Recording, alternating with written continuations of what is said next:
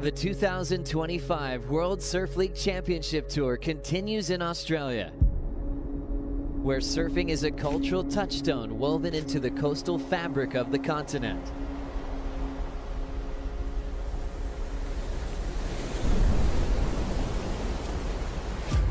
Oh, look at this set.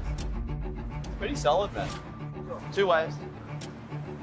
For the world's best, the pressure is mounting as the fight for the final 5 intensifies and the mid-season cut looms on the Outback's horizon. Fate will unfold across stops at Bells Beach, the Gold Coast, and Margaret River. 3 events on 3 different coasts, showcasing the iconic, diverse, and powerful waves Oz has to offer. Oh my God! This season, the inaugural Aussie Treble comes to life as men's and women's competitors chase another prize down under. Now, the best take on the West, where world-class waves intertwine with wineries and wonder. The mid-season cut lurks in this paradise. For some, the season ends here. Main break will roar, champions will be crowned, and history will be written at the 2025 Western Australia Margaret River Pro.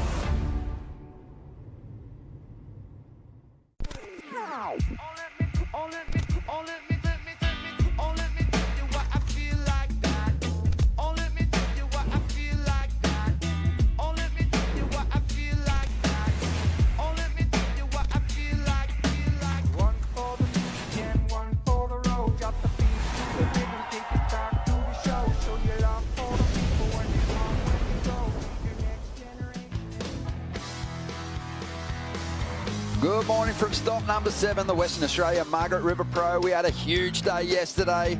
We've only just got down here and already the energy levels have gone up a notch again as we get set to hit the box for the first time since 2019. And our competitors are foaming at the opportunity to get out there and surf the original slab and the only slab on the World Championship Tour schedule. We've already seen some brilliant waves out there today. We have amazing matchups in the round of 16 for the men and also on the women's side as we look to set up our quarterfinal bracket here at stop number 7. Another beautiful day in the West, and they don't get much better than this. Ronnie Blakey with Felicity Palmetier. Richie Lovett. It's on. It's on, Rich. This is so exciting, man. There's been so much chatter, so much talk, and we're doing it. We're heading over to the box, and like you said, a slab. It is a right slabbing barrel. Surfers just want to get tubed. They want to get piped, and we're going to deliver today. We've got Surfers Point just behind us here, and then about just over 700 metres to the other side of the screen there for you, we've got the original slab, as I said before, the box flick. It's always there in your peripheral, and we're always paying attention to it. Sometimes, though, it's just a little slow out there to get heats underway, but today we've been watching it closely. It looks pretty damn good. Oh, it looks incredible, right? I think Vorno told me before, he just came running back to the green. He was like, I just saw a 10-point ride out there. It was crazy. This guy got so coned. And he was, he was absolutely frothing. I mean, we've watched a couple of good waves out there this morning. It doesn't get its name, the box, for no reason. The barrel is square, it's thick, and it's going to test the surface. We're in for a good day. It's going to be huge. Vaughan's head might just explode at some point. But let's find out what we're going to get into the first heat of the day. Just moments away. AJ, what's the call? And oh my goodness, you can feel all that energy that you have in the booth. It's amplified down here. Baron Mamiya getting a chance to check out the box this morning because we are on. Men's round of 16 going to start there today. Baron, give us the lowdown. Yeah, it's pretty mental out there. I haven't surfed the box in a couple of years, so I went out and just checked it out. I watched Jack. Jack was out there. Obviously, he's probably the best ever out there. So I just watched and checked him out, and he got a couple of sick ones. And there's a lot of waves on the inside, and it was, I mean, I think it's going to be an insane day. So I'm excited. I know we've been watching these sets coming in, and Flicky, I saw it in your eyes this morning too. Barons, yours are doing the same thing. Just how excited are you to get a chance to perform on this wave? Yeah, I knew yesterday, get through that heat, and you got a pretty good chance of surfing the box. So that was my biggest motivator yesterday. Obviously, main break was sick, and it was big and it was crazy. But I was like, I just want to surf the box. I want to surf the box in a heat so badly. So, yeah, we get to do it, and it looks like it's going to be super fun. It's going to be so much fun. Thanks so much, Baron. We'll let you get ready for your heat. The Red Bull Athlete Zone is already fired up, you guys. Let's get this day started. Thank you, AJ. She might need to get a protective face mask to stop surfers spitting in her face throughout the day, because everyone is foaming at the mouth here to get the opportunity to surf this slab. It's a real go-to for the competitors in their free surfs. But, you know, you need a certain type of condition to really tap into this place. First heat is a beauty. Yesterday, the top end of the WSL ranks were decimated by the lower seeds, desperate for big results. Mikey Madonna caused one of the biggest upsets of the contest, and he's going to face Griffin Colapinto here, who's looking to elevate his position from the mid-teens up into that top 10. Yeah, safe as houses, made the tour. Griff can just really open up now and try and start that march up into the top 5, and these two guys are going to open the account out here at the box. And beautiful waves this morning, as you guys mentioned, and it's a totally different setting. You know, it's not too far away from Margaret River main break, but the wave couldn't be any different. You know, it's a compact, it's a tight little takeoff. And Flick, you can get into it with me as well. You know, this is the type of wave. And conditions today, it's not super intimidating box. It's actually the size where you really want to rip into the sets. But the key, and you'll see this throughout the day, is to take off behind the section at this place. Here we go. Our first ride of the day is going to go to Griffin Colapinto. Locks in, finds the exit. And the hands go up. I can see Kaipo out there. I can't wait to have a chat to him. Looking straight into the guts of this slab. And Griffin, what a start for him. A 35-minute heat here with Mikey Madonna, and the pressure's on. Mikey hasn't surfed out here before, so Griffin's going to have a real edge. Always getting a couple of slabs when he's over here in the west. You know what's cool? You can just tell how stoked Griff is to be surfing a heat at the box. The stoke that he had after that wave was sort of, you know, it's contagious, and looks like, oh, whoa, that one's thick. Oh my goodness. You can see it unload on the reef, right?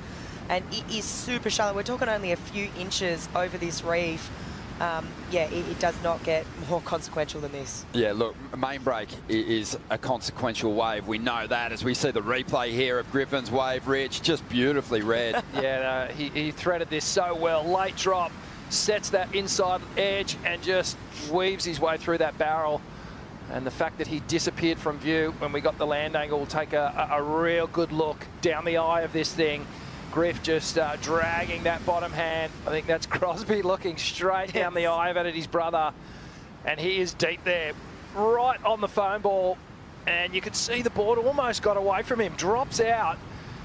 And Griff maintaining that toe side edge, just threaded that perfectly. Stoked. Look at the waves out there. Kaipo's in the lineup. Kaipo, nice and dry in the channel today. No set dodging. You just get to look into those pits. What a joy. Yeah, let's check out this pit right here, Ronnie. Oh, Griffin, destruction. Oh, my. How you going out there today, mate? How's the energy in the lineup? Look at, well, it's incredible, and it's peaceful right here. And just meters away, there's chaos. But it's beautiful just watching water move and water bend. And Griffin is the water bender so far this morning. In that first barrel, Success came out with a big smile on his face. Just now, took a little bit of a beating, but no problem for Colapinto. He's right back out there. The story today is going to be commitment. You have to commit and come from behind on these slabby waves, but it is absolutely gorgeous out here. Oh, by the way, we're getting like spray bows. Like spray rainbows out here too happening. It's just everything's beautiful. Spray bows, I love it. We're seeing the replay of Griff just leaping from the top of the building there, Rich. Yeah, just ejecting, and you can see trying to penetrate here, the pin drop. And as you said, Flick, it's called the box because it is as wide as it is tall. Yeah. And it hits this ledge and it just throws out so steeply. It just folds on itself. It's very much like a Chopu type setup where you get deep water and then just this shallow reef, and the wave just, it folds, creates this amazing barrel. And you can see how deep Mikey's sitting. He wants to get one from right behind the peak, what we call backdooring the section or backdooring the barrel, coming from behind it, and that is when you get super deep. Yeah, right, Flick. The Western Australia flight cam shots are super appreciated. You get to see that reef there as Mikey looks to line one up. Doesn't hasn't really found his place in this lineup just yet. But how shallow is it there where Griff just ejected out of that wave? Oh, it's super shallow. I mean, we saw that drone shot before, and you can just see that water moving and pooling over that shallow ledge, right? It's all limestone rock. It's not soft. It's just this big finger of reef. It actually all joins. If you you know, you can see from this drone, like a different drone shot, it actually connects all the way from the beach all the way out to the back here, about 200 metres. This wave sits offshore, and it goes out to this little finger of reef. It's a very compact takeoff, as we see Mikey. Yeah, looking to backdoor the section, sets it up nicely. He'll find some cover, but he won't get the exit. Just getting a little caught up on the foam ball there for a minute, but it was a good read at the start of the ride. It looked like he was on his way to a decent score. He was looking for a reply there to Griffin Colapinto's 7 in the very first couple of minutes of the morning. That was a beautiful little chip shot entry into that one as well. You could see he had all the time in the world to get to his feet, set his line. But what the box does occasionally, it has this clamp on the end. Sometimes they don't stay open, and then it becomes a little race against nature to try and outrun that barrel and get out in front of it before it clamps. So nice takeoff, nice positioning. He just did all the hard work. He was super deep in this tube, but to your point, Rich, that thing just clamped at the end. He couldn't find the exit, but great positioning for the takeoff, right? He's deeper than the peak. He's going to scoop in nice and early. You can kind of see that rivet in the wave that he's actually taking off behind. So he can just get in nice and early, thread this thing. You can see how deep he is. And he's actually pumping down the line, so that's one pump already. You can see he's going to drive here again.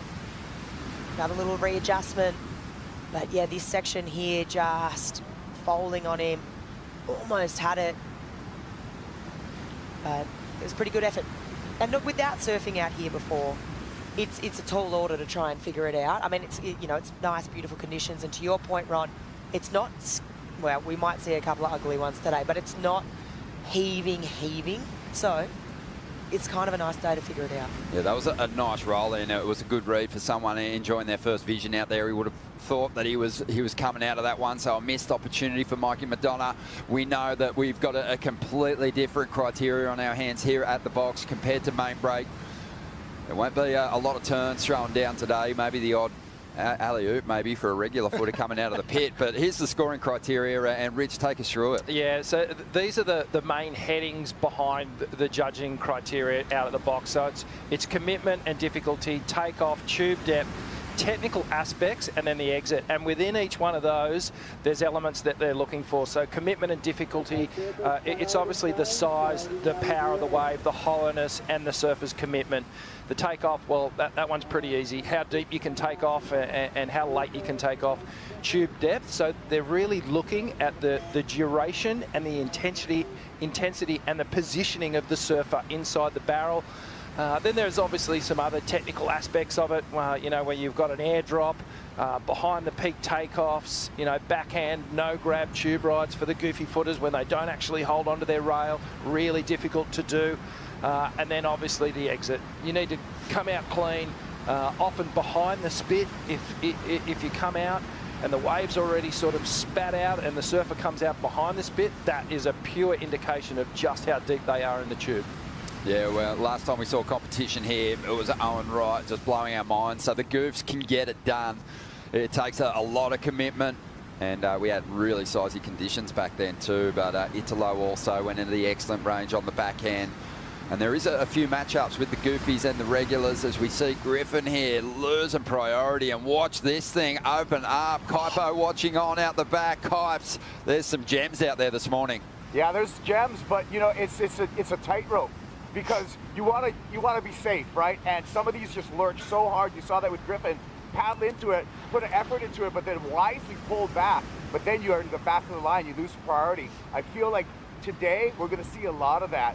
And it's just a tightrope, making the right decision, being committed. But of course, you don't want to just throw yourself over the ledge unnecessarily. So it's going to be a very, very interesting play today when it comes to priority. Can see Griffin's coach, Kaipo, Tommy Whitaker behind you. Looks like he's got a couple of boards. How many boards are these competitors taking into this channel?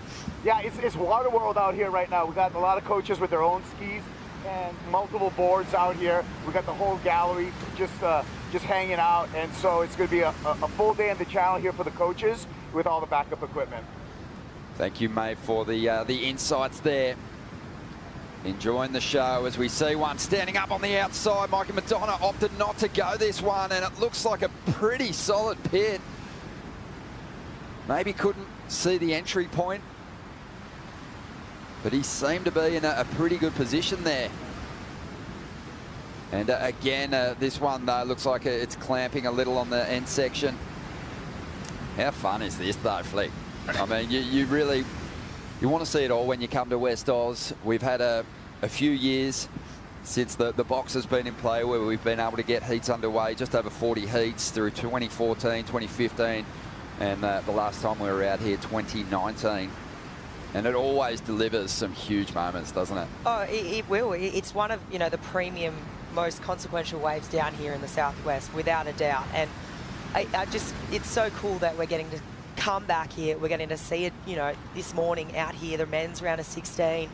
And we're going to see some big moments because I truly believe we haven't really seen a big set yet, you know, in competition. When I was watching it earlier, the free surf, I saw ones that were substantially bigger than what we've seen in this heat. I know Jack Robbo threaded another one. A couple of the local lads got a couple of this morning as well. So I think, and throughout today, the forecast, the surf is actually building. So it's going to get bigger throughout the day. Whether or not what this wind does, it's forecasted to swing a little bit more to the north. But if it just holds off long enough, we're going to see some serious juice start to pump in on this reef. Well, Rich, why don't we have a look at what was witnessed earlier today before we got competition underway? This is probably one of the real deciding factors in getting heats back out here. Jack Robinson at his home break, tapping into a gem. Oh, helmet on and the GoPro on top of the helmet. Have a look at this nugget. You could dead set drive a bus through that thing. Standing tall, and Jack just getting spat out. And that's what I was telling you before. The wave spits, the surfer comes out after it. And that is a taste of what we can expect in the next couple of hours. We'll be running out here at least until that wind tells us we can't. But we were counting waves this morning. Came down, making sure that there was enough scoring potential. You know, it's a big move. Big hats off to everyone in the production crew getting us sorted out and giving us the ability to get out there, and also the locals as well. Thanks for having us. Yeah, and you know, it's a tough day for Jack Robinson, losing out in the last heat of the round of 32 yesterday afternoon, knowing that there was a chance we'd be going to the box today, but it was pretty positive and surprisingly optimistic about rebounding. He was first out here this morning. So this actually used to be a bodyboard wave, right? The surfers didn't really start surfing it. Yeah, totally. I mean, the bodyboarders, you know, they founded this wave. They started surfing it for a long time. They had contests out here for a long time. And then obviously, you know, shortboarding world progresses and people start trying to push the limits more. But yeah, it was definitely the bodyboarders that, you know, were out here first and pushing the limits. Well, having a bit of a hustle here to potentially have a look at this one, Mikey Madonna. So priorities flip-flopped a couple of times here. Griffin Colapinto back in control of this lineup, and with that positive start, the 7-point ride. He's looked over the ledge of a couple of waves that he's pulled back on. Couldn't see the entry after that big wipeout. 21 minutes to go here. Let's get an idea of just where we're sitting in relation to main break and where we are in the world, Rich. With the virtual eye, let's take a trip. Yeah, southwest of WA is where we are. Margaret River, down the bottom corner of Australia there. And these big, powerful swells come from the roaring 40s. And they just explode on the coast here in Western Australia. And Margaret River main break is an absolute magnet for those swells, and holds some of the biggest waves you'll see in Australia. And you can see there on the other side of the bay, across the Margaret River, river mouth is the box, and it all comes out of such deep water, that big trench, a couple of Ks off. And so those swells actually hold all that energy, they hold all that power, And when we talk about just, you know, the waves over here and we compare it to places like Hawaii and Tahiti, that's what we're talking about. These big, deep, long-range swells coming from deep water, then exploding on these reefs. Yeah, I think one of the words that comes to my mind is uninterrupted. You just get the full brunt of the Indian Ocean as we see Griff. Yeah, Griff locking in. You can tell he's pretty comfortable in this lineup, even in the opening stages. You know, Mikey, I think, thinking that he had to be really deep to get a backdoor into the section, but Griff finding not sitting quite as deep and finding a nice entry into that 7-point ride and using his priority wisely there to back up the 7, and the pressure's going to be on the wild card. Let's have a look at the replay here, Rick. Oh, drops in nicely, gets the arm drag straight off the bat, disappears from view. I even think compared to his first one, he was perhaps hidden for a little bit longer, gets nice and low, and just has the perfect line through that wave. You've got to pay attention to your line here. As a surfer, you can't, if you go too high, there is so much water drawing off the reef, it can flip you up and over. So you can see there, Griff's board's almost pointing back towards the beach in a way, at an angle. And that's so that he can really get to that final finishing opening. We're going to see some beautiful images from the event today. And last time we were out here, you know, an iconic capture of a ride of Connor Coffins getting barreled with a pot of dolphins swimming through the face of the wave. But it's probably been one of the most photographed waves in the country through the 90s. It was regularly featured on the cover of magazines. And we might get a couple of page ones out of today. Beautiful day down here in the west as we see Mikey Madonna. Just didn't get the entry he needed to backdoor that section. That wave didn't really open up for him. And just a little bit of that inexperience in this lineup. Just showing it at the moment. You know, the Colapinto brothers have been permanent fixtures out here. If they're not out at main break with a jersey on, you'll often see them across the channel there, and they have put in a ton of time. Crosby in particular, he had a heap of good rides out here the last couple of years. And it does take a bit of time to get to know this wave. It looks easy, you know, it's quick, it all happens abruptly, but you got to know the little intricacies of this wave, where to take off, the different swell directions as they approach. Let's check in with Kaipo. He's found Tommy Whitaker in the lineup. Yeah, Witsy, nice start for Griffin, a 7-point ride, 5.83. What was the plan? The plan was just to sort of trust his natural instincts out here. He surfs here a lot, and he really loves it. So to get that nice clean one to start was pretty important, you know. I don't want him to go out and look for those movie clips that he gets out here that are super gnarly. Just sort of, you still got to surf at heat. Yeah. So if that was a 7-point ride for that first, that was a pretty perfect barrel. What's it going to take to get a 10? Yeah, I mean, there's bigger ones. We watched a few big, pretty gnarly ones. If someone can get out on the little back chip and get a real big one, like I seen a couple of guys did this morning, you'll see some pretty exciting scores drop for sure. Awesome. Well, thank you for your time. We'll let you get back to the heat. Thank you, Kaipo. It's always good to hear from Tommy Whitaker. He was the champ here at the Margaret River Pro back in 2008. Also has a reputation for throwing himself over the edge of some pretty thick slabs himself. Has had some great waves and performances at Piper as well. But he'd be feeling pretty good about his chances in the event today. Crosby Colapinto coming up later in this round. He's going up against another guy who hasn't had a lot of time out here, but a goofy footer as well, and Jackson Bunch. So, you know, you'd have to give the advantage to the Colapinto boys and just their appetite for waves like this. Yeah, totally. I think obviously Tommy Witt said it, Rich, you know, we all know that they love this wave. There's a certain few surfers that it doesn't matter over the last few years, even we haven't gone to the box. If there's any chance of like potential over there, they're booked straight out there on the ski over to the box. They get knocked in a heat, they're going there. Even between their heats, they're going and spending time there. Some guys, you know, and girls just have a natural instinct to go and surf these sort of waves, right? And I think, yeah, we're obviously seeing it right now. What's interesting, you know, we heard Tommy Witts talk on it too. There is bigger ones out there, we sort of mentioned that, but it is a different takeoff zone. It's a little bit further out, and it'll give you this tiny little chip. And they're the sort of ones that, if you're on your backhand out there and you're a goofy foot, think to Jacob Wilcox, all the clips that you've seen of him out here over the years. he'll be positioning slightly different to be kind of chipping into these ones. And they're those big, crazy pits that are going to be dropping those 10-point runs. You know, they're a bit bigger in height, a bit taller in height. And they do give you a little chip. They grow in size, don't they? They double in size in about 2 seconds once you take off. Oh, it looks like we could have some swirl lines rolling our way here at the 15-minute mark, and Mikey Madonna is yet to really make his move. He set up his first ride beautifully, just failed to get the exit. It would have kept him in good striking distance of the lead here, but he's got some work to do, chasing a 2-wave total of 12.83. Slick conditions. But this wave, it's not going to be predictable in how it reacts to its approach to the reef here. It can step out, it can have some weird lumps in it. So yeah, like Rich said earlier, you really got to be paying attention to the details.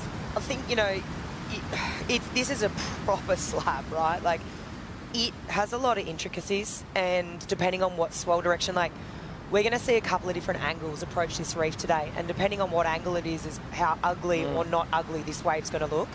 And it's different to your chopes or your pipeline, right? I'd say it's very unpredictable. And, you know, obviously your best guys who have got a lot of experience out here are going to understand what those sort of different swell directions are going to do, what waves they're going to be looking for. But this wave can be very ugly. You touched on it, Ron. It can be stepped out. I mean, you've got that little end section there that can boil and bubble, and it's tricky to get a good read on. It's not like not taking anything away from chopes. Chopes is, you know, very gnarly, very big, very scary slab wave also, but more of a perfect to barrel, you know, easier to read. Bit of a Princess Fiona, an ogre at times, but then transforms into a beautiful princess as well. 13 minutes remaining here. Griffin Colapinto taking the lead early on. It's time for a Bonsai brew break. We'll see if Mikey Madonna can recover on the other side.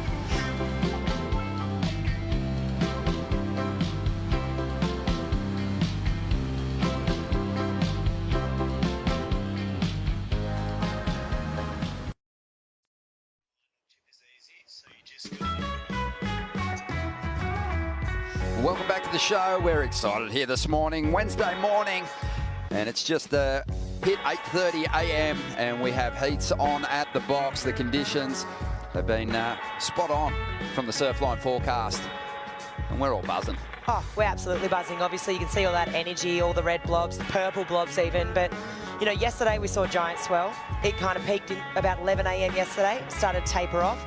And then this morning it's held, and it's going to actually start kicking towards the afternoon. You can see it right here, 6 to 10 foot faces in the afternoon. That's that swell kick. We're going to see, what we will see though, which we're going to have to monitor a bit, is the wind. Obviously we've got beautiful offshore conditions right now, but it is saying it's going to swing around a bit more to the north. So to see how many heats we can punch through to this today. But right now, it's looking bloody beautiful. Mate, it looks unreal. And thank you to Surfline, Kevin Wallace and the team for keeping us in the loop with everything coming our way in this event window. On the outside at the moment, we got one standing up. Have a look at the draw off the reef there.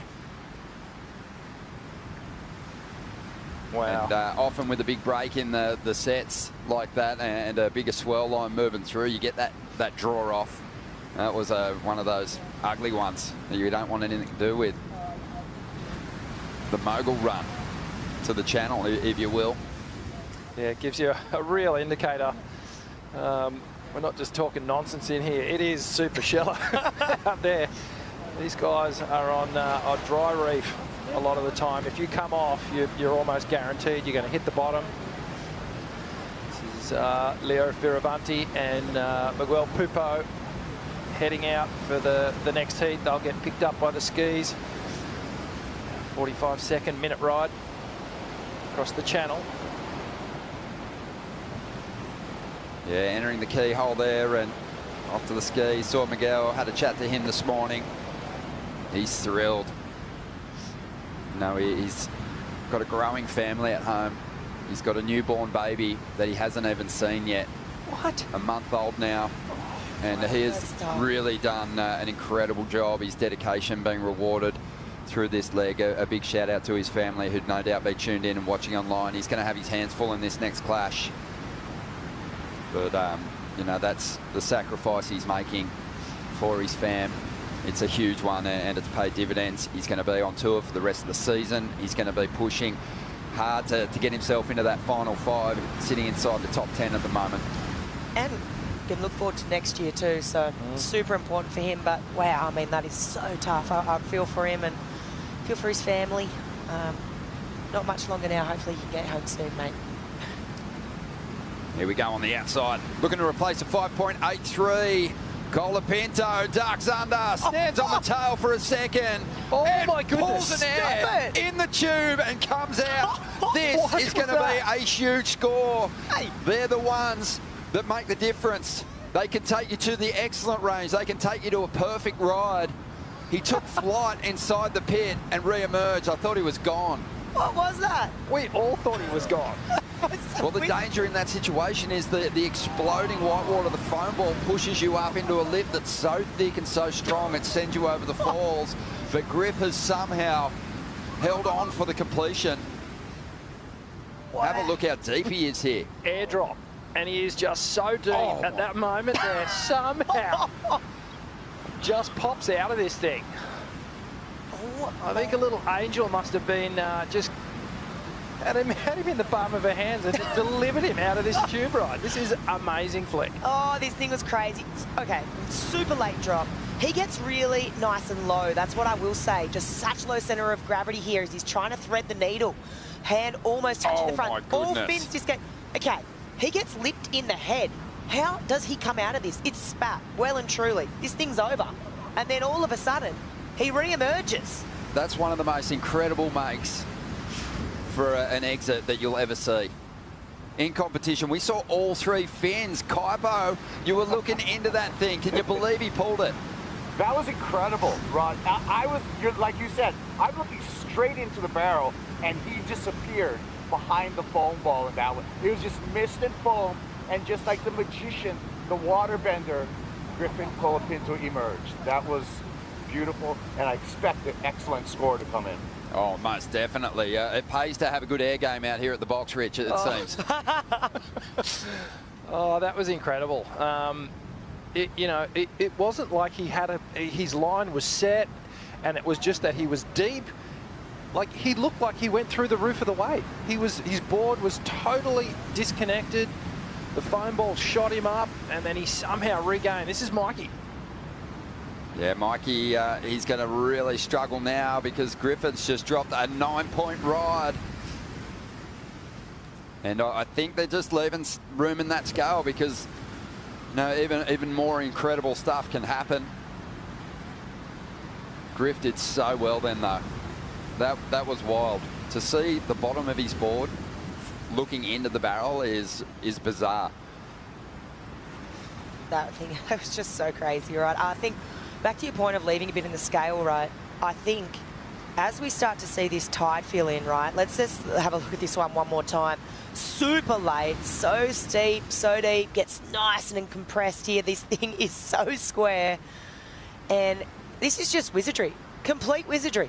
I mean, you are right back in the foam ball. You are Gonskis. How do you re-emerge from that? Like, what is doing, Rick? I don't understand. Well, it was just a natural reaction from Griff as he came out of that. Just the emotion of that moment. Just he couldn't do anything but put his hand to the sky. That is one of those freak waves that he was totally blacked out. He wouldn't have been able to see anything there. It would have all just been on instinct, and he was kind of surfing just purely by feel, like Braille, and he just somehow reconnected with the wave and was able to keep control of the board and ride out of that thing. That was absolutely freakish. And here he goes again, the freak. He's super deep on this one. He's going to get trapped inside the cage, and he won't find his way through. Mikey having a look at one on the outside here, but needs to convert on a decent one soon if he's going to get himself in this heat. That's another interesting note to take in. difference to main break is you can turn a heat with just a couple of minutes on the clock here. Completely. I mean, it's such a quick paddle back out. You know, you're not thinking, you know, hundreds of metres at Margaret River jet skis back out. You can turn it quickly. I mean, he's got 3.5 on the clock. It's doable. The only thing that's against him right now is just the inconsistency here. Like, we are seeing some, you know, longer waits. It looks like there might be a set right now, though. So Mikey heading to the horizon. He's going to have a chance here. Yeah, there's been a few waves too that the surfers have passed up, pulled back for different reasons, probably positioning more than anything, because both these guys will have a go. But like Tommy said, you know, you still got to surf a heat, and you want to take your chances. Now, Griffin didn't even really need that wave, but the surfer in him just couldn't hold back. He was so deep, so locked in, and he is putting his body and his boards on the line there when he's already in a really commanding position. So, you know, you can't question him. As we dive into the GWM heat recap here, and Colapinto in the first couple of minutes tapped into this 7. Oh, this was just a beautiful way to start the heat. Picture perfect barrel out here at the box. And it set the tone for what was going to happen later on. A couple of airdrops, so showing that Griff really pushing it as hard as he can. And then he got this thing, fell out of the sky, and then somehow magically popped out of this barrel. One of the deepest tubes I think we've ever seen out here. And just absolute wizardry to be able to negotiate that barrel ride. And Griff way out in front, in total control of this heat at the moment. We know the surfing world is super tapped into this, that they've all wanted it. You know, as we said before, it takes certain conditions here to get competition underway at the box. You need consistency in the sets. You don't want people sitting out there without the opportunity to answer on exchanges.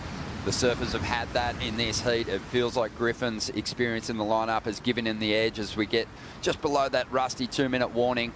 But a lot of the world's best and former campaigners who love this wave are tuned in and watching it unfold. Taj Burrow, Dino Adrian, 2 great surfers from the West over in Fiji at the moment, watching on from Namotu Island. A big shout out to them. Kelly Slater sending messages through, enjoying the show, wanting Mikey McDonough to get himself into this heat, but it just feels like it slipped through his fingers.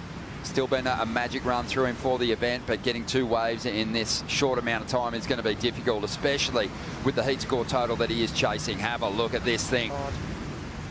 Yeah, there's some mutant ones out there, that's for sure. Ones that you just don't want any piece of, that you just actually can't physically get into them.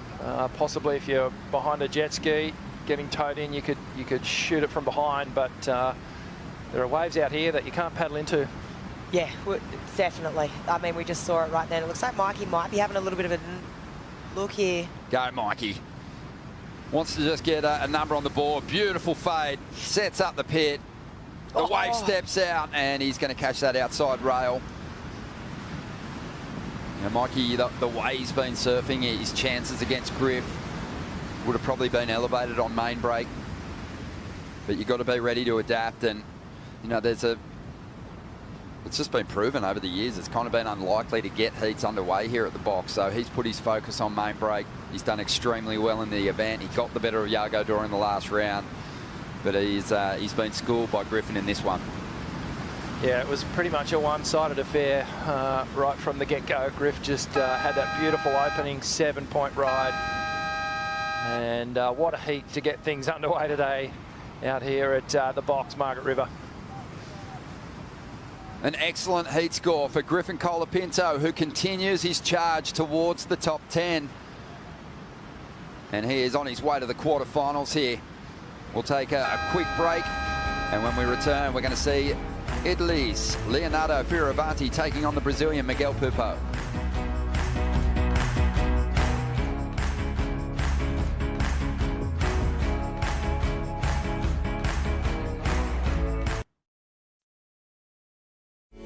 The Western Australia Margaret River Pro is brought to you by Tourism Western Australia, official tourism partner of the Western Australia Margaret River Pro. By Yeti, built for the wild. By Bonsoy, the official milk of the World Surf League. And by Shire of Augusta Margaret River, the Western Australia Margaret River Pro, where local surfing culture is celebrated and legends rise.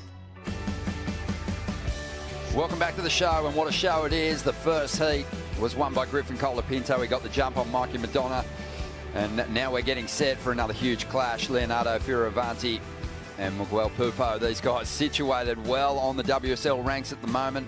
Miguel in 9th position, Leonardo in 10th. And the battle is on between these two to jump a couple of spots. There's some vacancies with some of the top 10 falling out of the mix here in the West. And these two are looking to capitalise, but obviously they've got to get past each other first. But how do you like this matchup, Flick? Who's going to have the edge here? This matchup's crazy, right? It's Goof v Regular, and this is the first look we're going to get at a Goof this morning on the box. You know, I was just getting a couple of words from Jerome Forrest, who is local legend, absolute charger. And a Goof. And a Goof. And he was saying to me that, you know, you need to think back to the Goofs that have really charged out here. We spoke about it this morning, Owen Wright, the 10-point ride, right?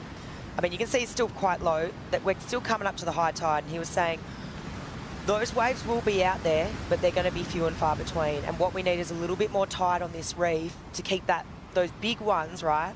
They're not staying open at the end, those kind of crazy ones. But he said as that tide sort of pushes in, we're going to see a couple of those waves every now and then come through. So you're kind of looking for a different wave out here. You want those ones that are coming straight in. You don't really want to be looking at one that's coming from, you know, the Margaret River main break direction. They're the ones that are really going to, you know, be super hard to get an entry point in from main break. So but a bit more west in the swell? You want ones that are coming more straight in. Okay. Straight in is going to be an easier entry point.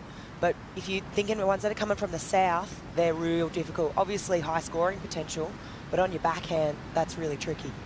So, I mean, he knows too, if you have ever seen any of Chez's clips out at the box on the backhand, they're pretty amazing. Yeah, he's a madman. Yeah, well, you know, we talk about it often when we're in Tahiti. It's that west bowl, when that comes in, that's when the wave's really bending into the reef. The southern swells here are kind of breaking onto the reef a little bit more. So, see what you're saying, Flick. Leonardo Fioravanti, you know, proven as a hard-charging barrel rider. A couple of runner-up finishes at the Pipe Pro for him. And Miguel, he's had some magic rides in waves of consequence, and obviously has a CT win in Tahiti as well. So this is a good one, but a test for the Goofy. Yeah, well, just noting here that Leonardo has taken the inside track. He wants that inside position, and first crack at the first set that comes in, Leo on his forehand. Obviously, the natural footers have that advantage of just always being able to face the wave, face down the line. There's not really a moment where they don't have eyes on what's happening with the wave. The Goofy footers, in contrast, as they take off, there is a moment where visually they're not sight, that they don't have a clear line down the wave. They have to take that drop, get their heel side rail in, and there's a moment where they have to adjust and then draw their line. So very difficult to do on the backhand. Some magic waves from Goofy footers here in the past, though. So really looking forward to seeing what Miguel can bring to this one, but also how good for these two. You know, really stress-free in a lot of ways. They've made that second half of the season, shoring up their places pretty early on, and they're going to be on the CT for 2026. It's a big relief for Pupo especially, who got cut the past 2 years and has had to fight his way back as Leo gets going. And he is going to get eaten alive by all that white water inside the tube, but he set that wave up beautifully, deep in the shack. Just couldn't find his way through. Yeah, so the boys both sitting inside the top 10, I believe, so sitting pretty at the moment, and this is all about, like, this is still consequential in the scheme of things when you're looking at the final five, right? These guys are starting to think this is the time to go. This is the time to strike, especially with a couple of the big hitters out. We saw some of the top seeds crumble yesterday. Italo out of the draw. Huge day in the Yago out of context the draw. Jack the out of the draw. five. There's all these guys, yeah, who can be overtaken now. Let's have a look at it and see where it went wrong inside the pit here. Great drop, Flick. Oh, he does incredible just to make this drop. It was so late, right? I mean, incredible reflexes to get to your feet. But see how he just lost the speed as he got to the bottom, right? It was kind of really hard for him to ever get through that thing. He kind of, was kind of like he made the drop, which was so late and so difficult and so technical.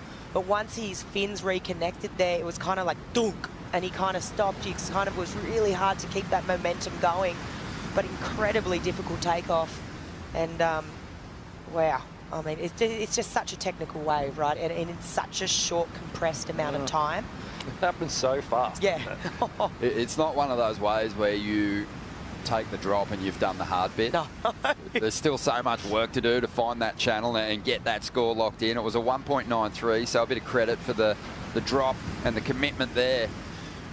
First head-to-head heat between these two, and Leo on his 7th year on the CT.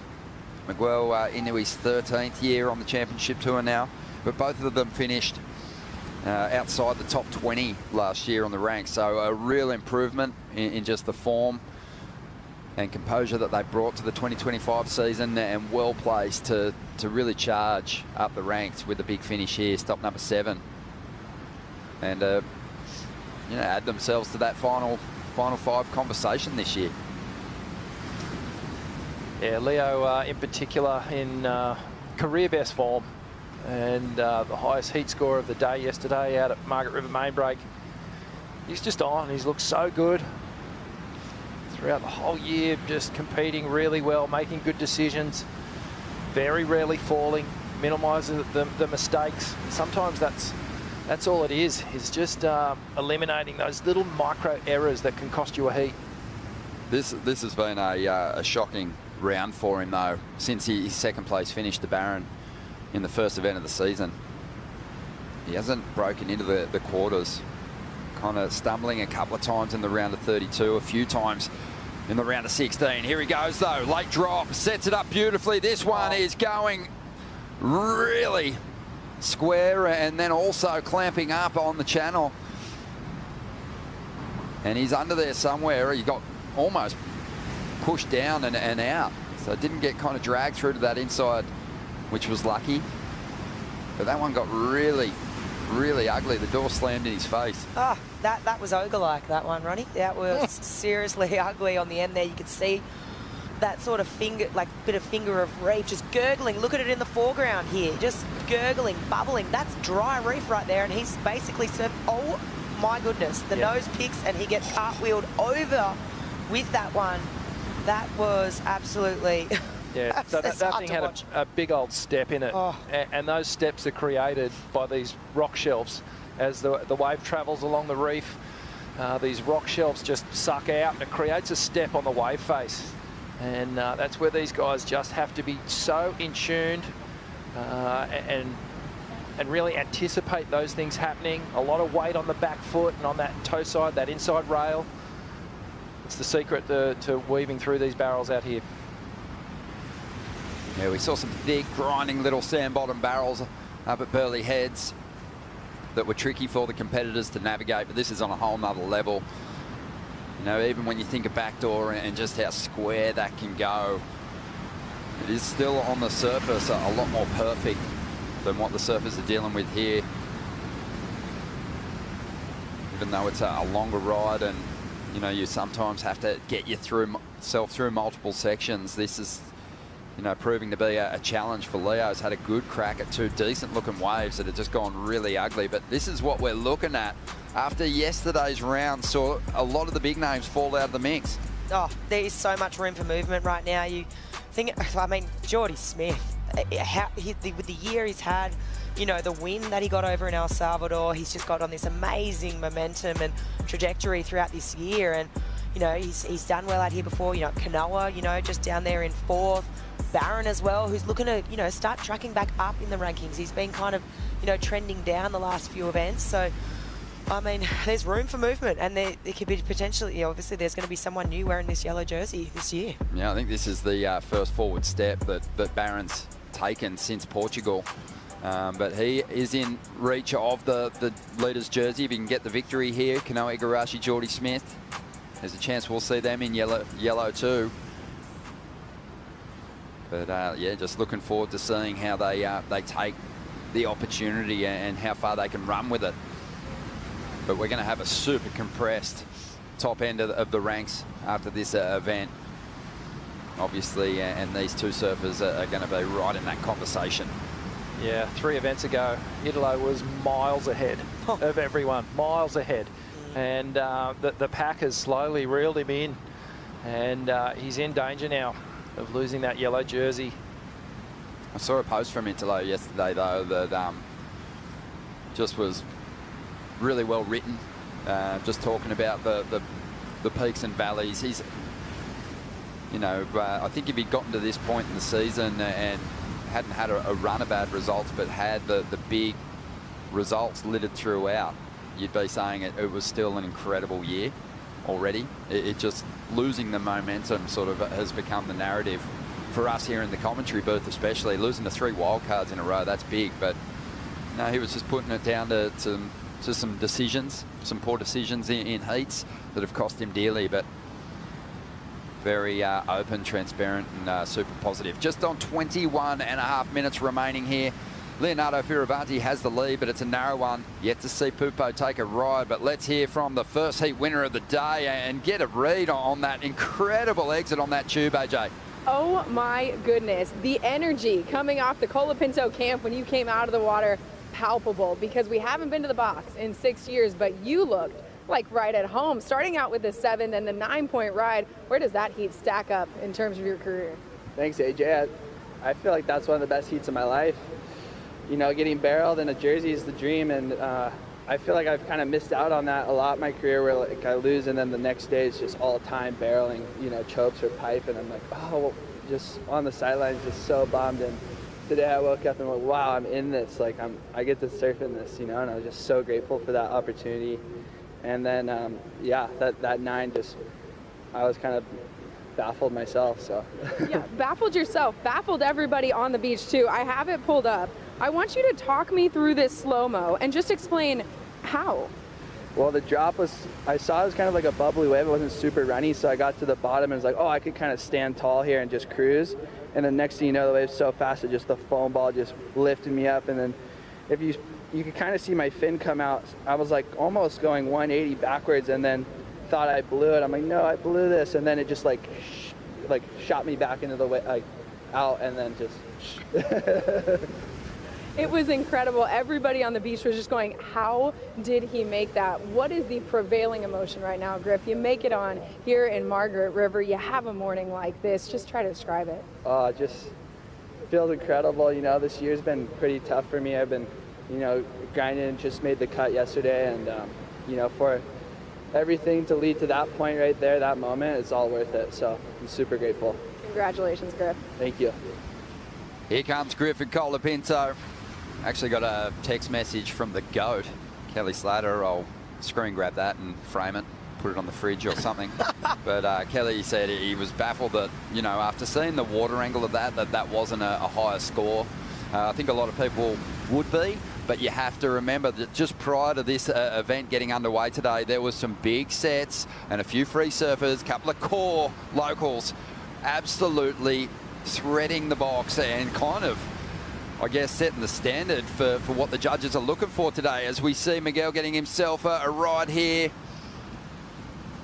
Get a bit of that venom spat on the back, but not a lot of cover, so it won't be a huge score for him. And Leo, he's taken 3 pretty good beatings out there. He's going to have a head full of just that clean, beautiful West Oz water in his bugle. Sinuses are getting a flush, no doubt about it. And God, he's been so close, hasn't he? He's done so much hard work to make these airdrops, and just not quite getting the stance and the line and the rail set, unfortunately. And the waves have been so tricky that he's been getting. They've all had that little step inside the barrel, and sometimes refer to that as just the elevator shaft. That door opens up and you go straight down. Yeah, so it's a battle of the throwaway numbers at the moment. And last time we had the event here, actually, 2019, there was some really high-scoring heats, right up there, close to perfect heats. And then there was also some heats with, you know, regarded slab surfers with really low heat score totals. including John Florence. So it can happen. And Leo's been just a couple of metres away from dropping a couple of decent numbers in this one. Yeah, it doesn't surprise me, right? It's the wave where you're getting 10s or 2s, really. As we see that one a little bit warped out, a little bit funny. But it is that. It's going to call for 10s or 2s. Yeah, like if you're not making it, you're going down. Rich, I'm kind of getting the same feeling as I did in that first heat of the day. Griffin just looked like he was willing to take anything. His head was on a swivel. He was eyeing off opportunities everywhere. And Mikey McDonough was a little bit more reluctant to look over the ledge on a few waves. And it feels like that might be the case in this one too. Yeah, you can see Leo's just scouring the lineup a little bit, willing to take his chance, to roll the dice, to put a bet on the table and just see what comes of it. So far, he hasn't hit blackjack yet, but you know, if he keeps rolling the dice, he'll get there.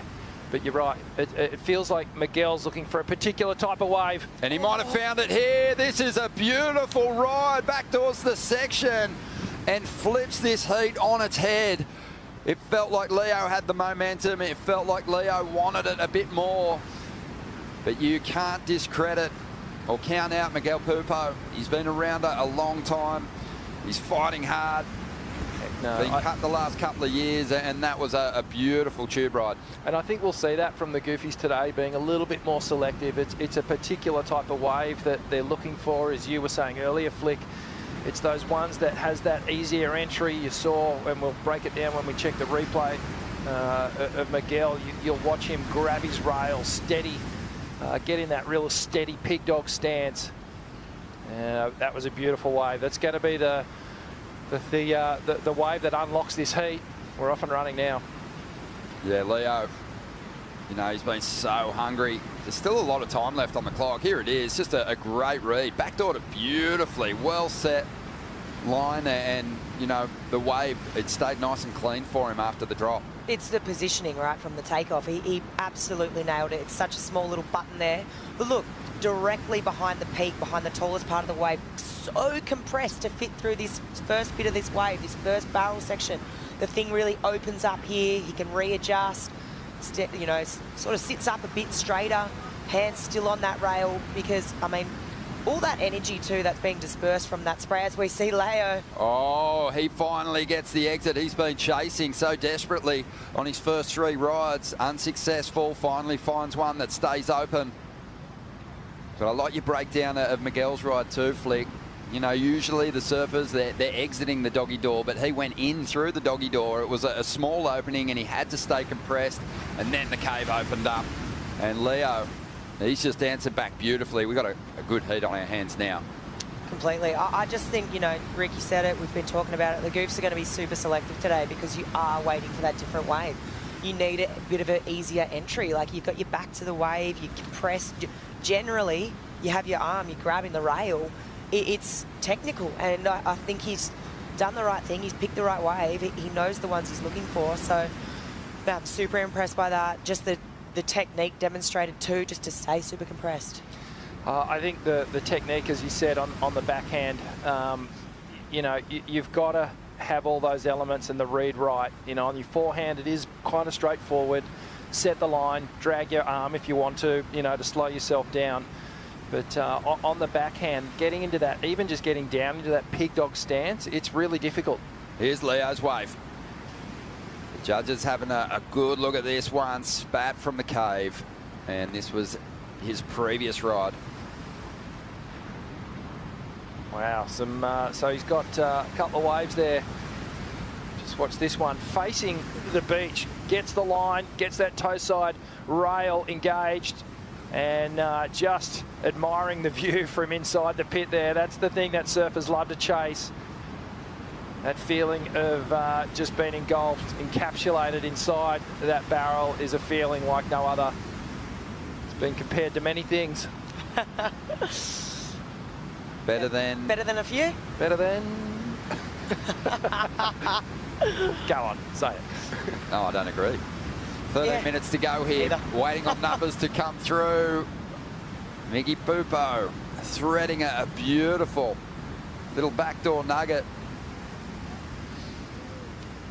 And he is waiting to hear the score. Still 13 minutes remaining here. I think the judges making some comparisons as Miguel takes off again. Let's go the rail for a minute. Cops it right on the back of the head.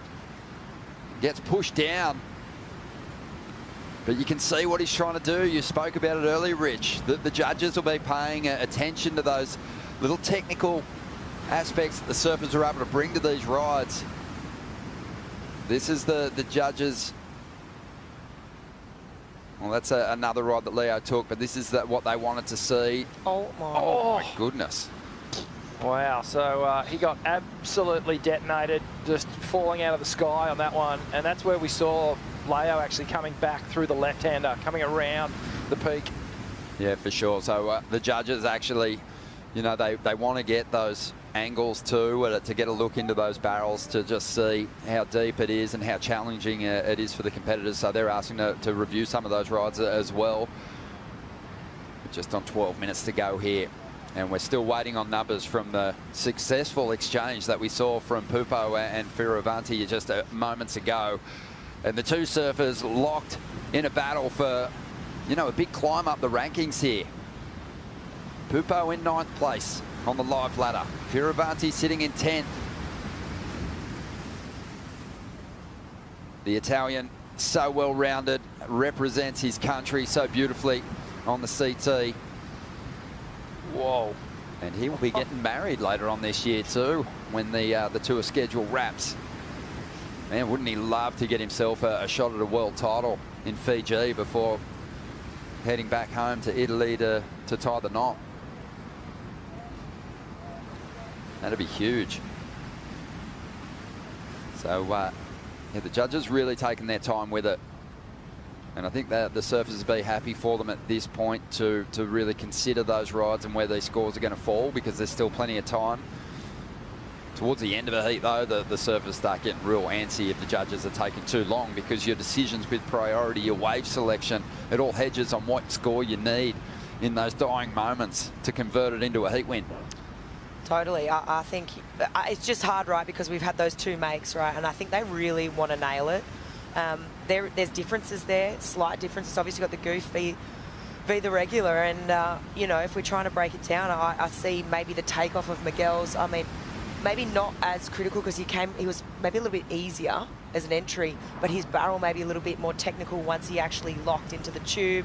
It's hard to break these differences down, right, and I think they just want to nail it because, like you said, Ron, it sets up the rest of the heat. And it might just be a guess, but you know, maybe they kind of dropped that score for Griffin's ride in the previous heat without really getting a good look at the channel perspective, because it was an incredible ride. It kind of put all of us on the edge of our seat. We were just scratching our heads as to how he actually pulled that off. So I think that's what they're really seeking out from this camera angle. 9.5 minutes to go here. Fioravanti holding on to the lead, but we have scores to come through for Pupo that could change that situation.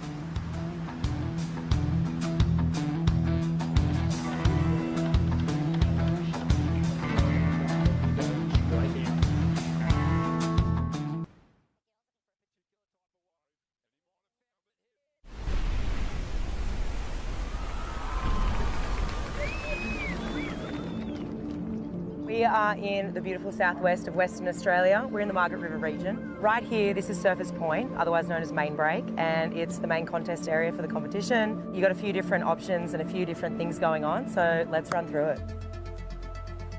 You've got two different contest sites. Across the bay, you've got the box, super shallow, slab wave. Then straight out the front, you've got Margaret River Main Break. Now, that's, you know, the primary contest spot. It can break anywhere from 2 foot to 20 foot, and it's got a few different takeoff spots too. As it gets bigger, there's these bubbles that start, you know, basically they're indicators on where to sit. When it gets really big, like right now, you can see the bubbles sort of emerge, right? And that's basically your takeoff spot for Main Break. About 500 metres to the north, you have the box. It doesn't get more difficult than the box. It just basically unloads on this tiny button of reef. You've got to be so technically right. You've got to be on. It's a test to see what you're made of. It's actually so beautiful. It's so glassy. It's kind of pumping, so I'm going to go surfing.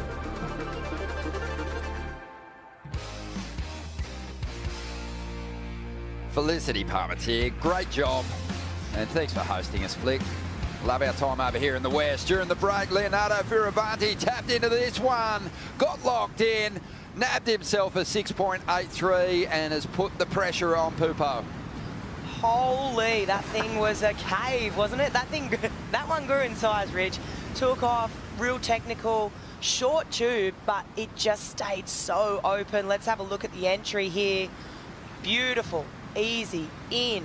I mean, it's technical, but it's one of the easier takeoffs, you know. It was basically angling straight, points it down the line. Look how wide it is. This thing is giant. It's a cave, Rich. That's an absolute dream. That one was so round, and the vision inside of that thing, Leo will be recalling that as he drifts off to sleep tonight. And as Griffin said in his interview, this is, you know, what surfers get up in the morning for. This is what they love to do. And let's see the response now from Pupo. Tucks in, hanging on, almost got the finish. Was just trying to feel his way out of that tube as the lip was coming down and the tube filled up with that spit.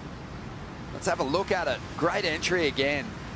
Yeah, he's really he's nailed this. I mean, look how shallow it is. And see when he hit the bottom there, how much speed actually got wiped off. You could see it instantly. He releases the rail, tries, like you said, Ron, feel his way out. And it's just tricky because it is crumbly there on that end section. And far out, he had a good read initially. But, oh, my goodness, he just got blown to smithereens. Couple of times, Rich, we've seen him let go of that rail. I know what he's trying to do. He's trying to up the difficulty and add that technical aspect, but I think it's cost him a couple of makes. Yeah, I'm just wondering whether if he had held onto that rail on that last one, he would have taken just a higher line and he wouldn't have had that big body extension. This wave, we know it breathes and it moves around underneath you. And just steadying that rail by holding onto it, he would have stayed nice and compressed and perhaps would have been the difference. Maybe he would have come out. Big exchange win there for Leonardo, 6.83. I think Leo probably would have got credit or got the advantage on the exchange even if Pupo had made his ride, but the requirement would maybe be smaller for Miguel going into the final 4 minutes here. Love thinking about, you know, but before we saw competition out here, surfers that dedicated themselves to surfing this wave, a lot of visitors that came out here for the event when it was a qualifying series contest were just purely focused on getting pitted out here at the box. Kieran Perro was one of them, but even before Kieran, remember Ross Williams, who I used to call heats with, he was part of a crew that were always over there. Shane Beshan, Love Haddell, Chris Ward, they're the travelling surfers, but obviously there was a really core local crew tackling it too. Flick, who are some of those people? Oh, I mean, I just got a message this morning from Mitch Thorson with a fun little bit of box trivia for us, and he said he first surfed it, as we looked to Miguel, maybe. But yeah, he said he first surfed it in 1980, and it was a beefy, wide, thick-nosed 6'9" baseball-style bat template of a board. And it was when he was back on tour, and an American photographer who lived in Prev, which is the suburb just around here, wanted to try and shoot him there and shoot photos, and he was like, nah. And he said, he who holds his tongue is wise. But then in the 90s, obviously, all that got blown out of the water. Yeah. And we saw some iconic imagery from this place. But yeah, so Mitch Thorson, you know, one of those guys back in the 80s surfing this wave. Shiro, though, Andrew Sheridan, local ripper. Yeah, Shero's had his fair share of box tubes. Yeah, there's a... Shawnee Green. There's a big Zach group. Haynes. There he is. There's Shero. Yeah, mate. And he's obviously done some great work coaching here in the past, working with Carissa Moore for a number of years as well. Still rips. As we get down to just 2 minutes remaining now. And Miguel, even though he's sort of failed to find a couple of exits out there, he's right in this heat. This is not done by any means. 6.99 is, you know, not a big score, Rich, and his entries have been classy. Yeah, they have. It's just the exits that he's struggling with at the moment. His entries, pig dog stance, everything that that Miguel's bringing to the heat, he's done He's done everything right, just has been a little off on some of the exits to the barrel, but really showing a lot of talent as the first goofy footer of the morning that we've seen taking on these waves. So many big heats coming your way as we move through the round of 16 here. Some huge matchups with big implications for our final 5 pitcher. Kanoa Igarashi, Connor O'Leary will be up next. Baron Mamiya, Jake Marshall, what a heat that is. The local boy, Jacob Wilcox. How will he fare against Brazil's Joao Chianca, who's charging up the rankings as well? And the big clashes keep coming, but just 50 seconds remaining here. And Miguel only needs a 6.99, but priority's working against him here at the moment. Yeah, definitely. You got to be thinking, I mean, that horizon's looking pretty flat right now. I don't know if we're going to see a setting time, but if we do, Leo's 100% holding Miggy off. But yeah, I think promising signs for the Goofs, really. I mean, if Miggy had just held that rail a bit longer, he definitely would have had a couple of exits. To your point, Ron, probably would have changed that requirement a little bit less. But yeah, both guys really had a solid dig, and I think it's a good sign for the Goofs to come. You know, there is opportunity out there for them. We're loving this. Main break already such a unique location in the context of this schedule, what it brings, size, consequence on the final section. But here at the box, we're getting something completely different. A slab, the original slab, and Leonardo Fioravanti showing some class and throwing himself into some big pits, gets the jump on Miguel Pupo, who's had a magic run here in Australia. And Leo's going to be charging up the rankings. We've got another big clash around the corner. Kanoa Igarashi and Connor O'Leary will bring in Joey Tapel. Jesse Starling for the call.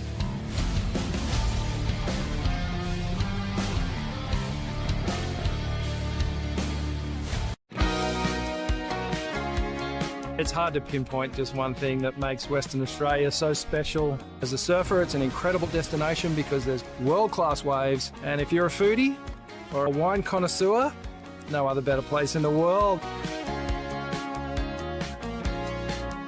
Abundant waves, beautiful landscape, crystal clear water, great wine, as well as incredible culinary experiences. This is a beautiful slice of the world. There's endless ways to have an adventure here. There's always something new around the corner, another new beach that you've never heard of before, a new track down in the forest that you've never seen. I think some of the best chefs in the world are here, working in the wineries, working in the restaurants. I plan on fattening right up this year.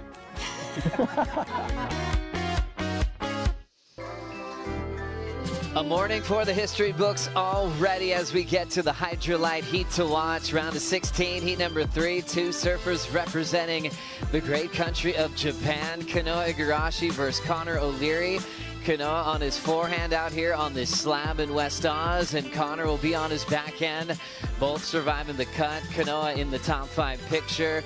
Connor O'Leary just picking up steam through the early rounds of the contest. And we've been celebrating the contest running at the box all morning. 2 big heats established. Griffin and Leo will now meet in quarterfinal number 1. How great is pro surfing? Joe Turpel, Jesse Starling, Vaughn Blakey, who's been hooting and hollering all morning long leading up into this one. Vaughn? I'm losing my mind, Joe. I'm actually losing my mind. This is exactly what I've been dying to see back on tour. Slabs, it's a huge part of surfing. I mean, you only have to look at Nathan Florence and Mason Hay, you know, 2 guys who have just dedicated their lives to finding the angriest, thickest slabs, but it's a big part of surfing culture. You know, this is a huge area. There are communities out there who dedicate themselves to pulling into waves of pure truth, angry consequence, and we're seeing the best surfers in the world show that they can step up and also get punished if they get the line wrong. I mean, this is what it's all about, man. I am frothing. We're at the box. You can hear every wave way across the bay cracking and spitting. Like, you can actually hear the power in this lineup. So frothing, mate. You're going to hear the box crack very soon here. Kanoa versus Connor, a specialty heat here. 2 surfers representing Japan. As we know, Kanoa just famous for real clean rails, that little fin ditch that he can do on demand. Well, we can forget all about that script. All the rail savants.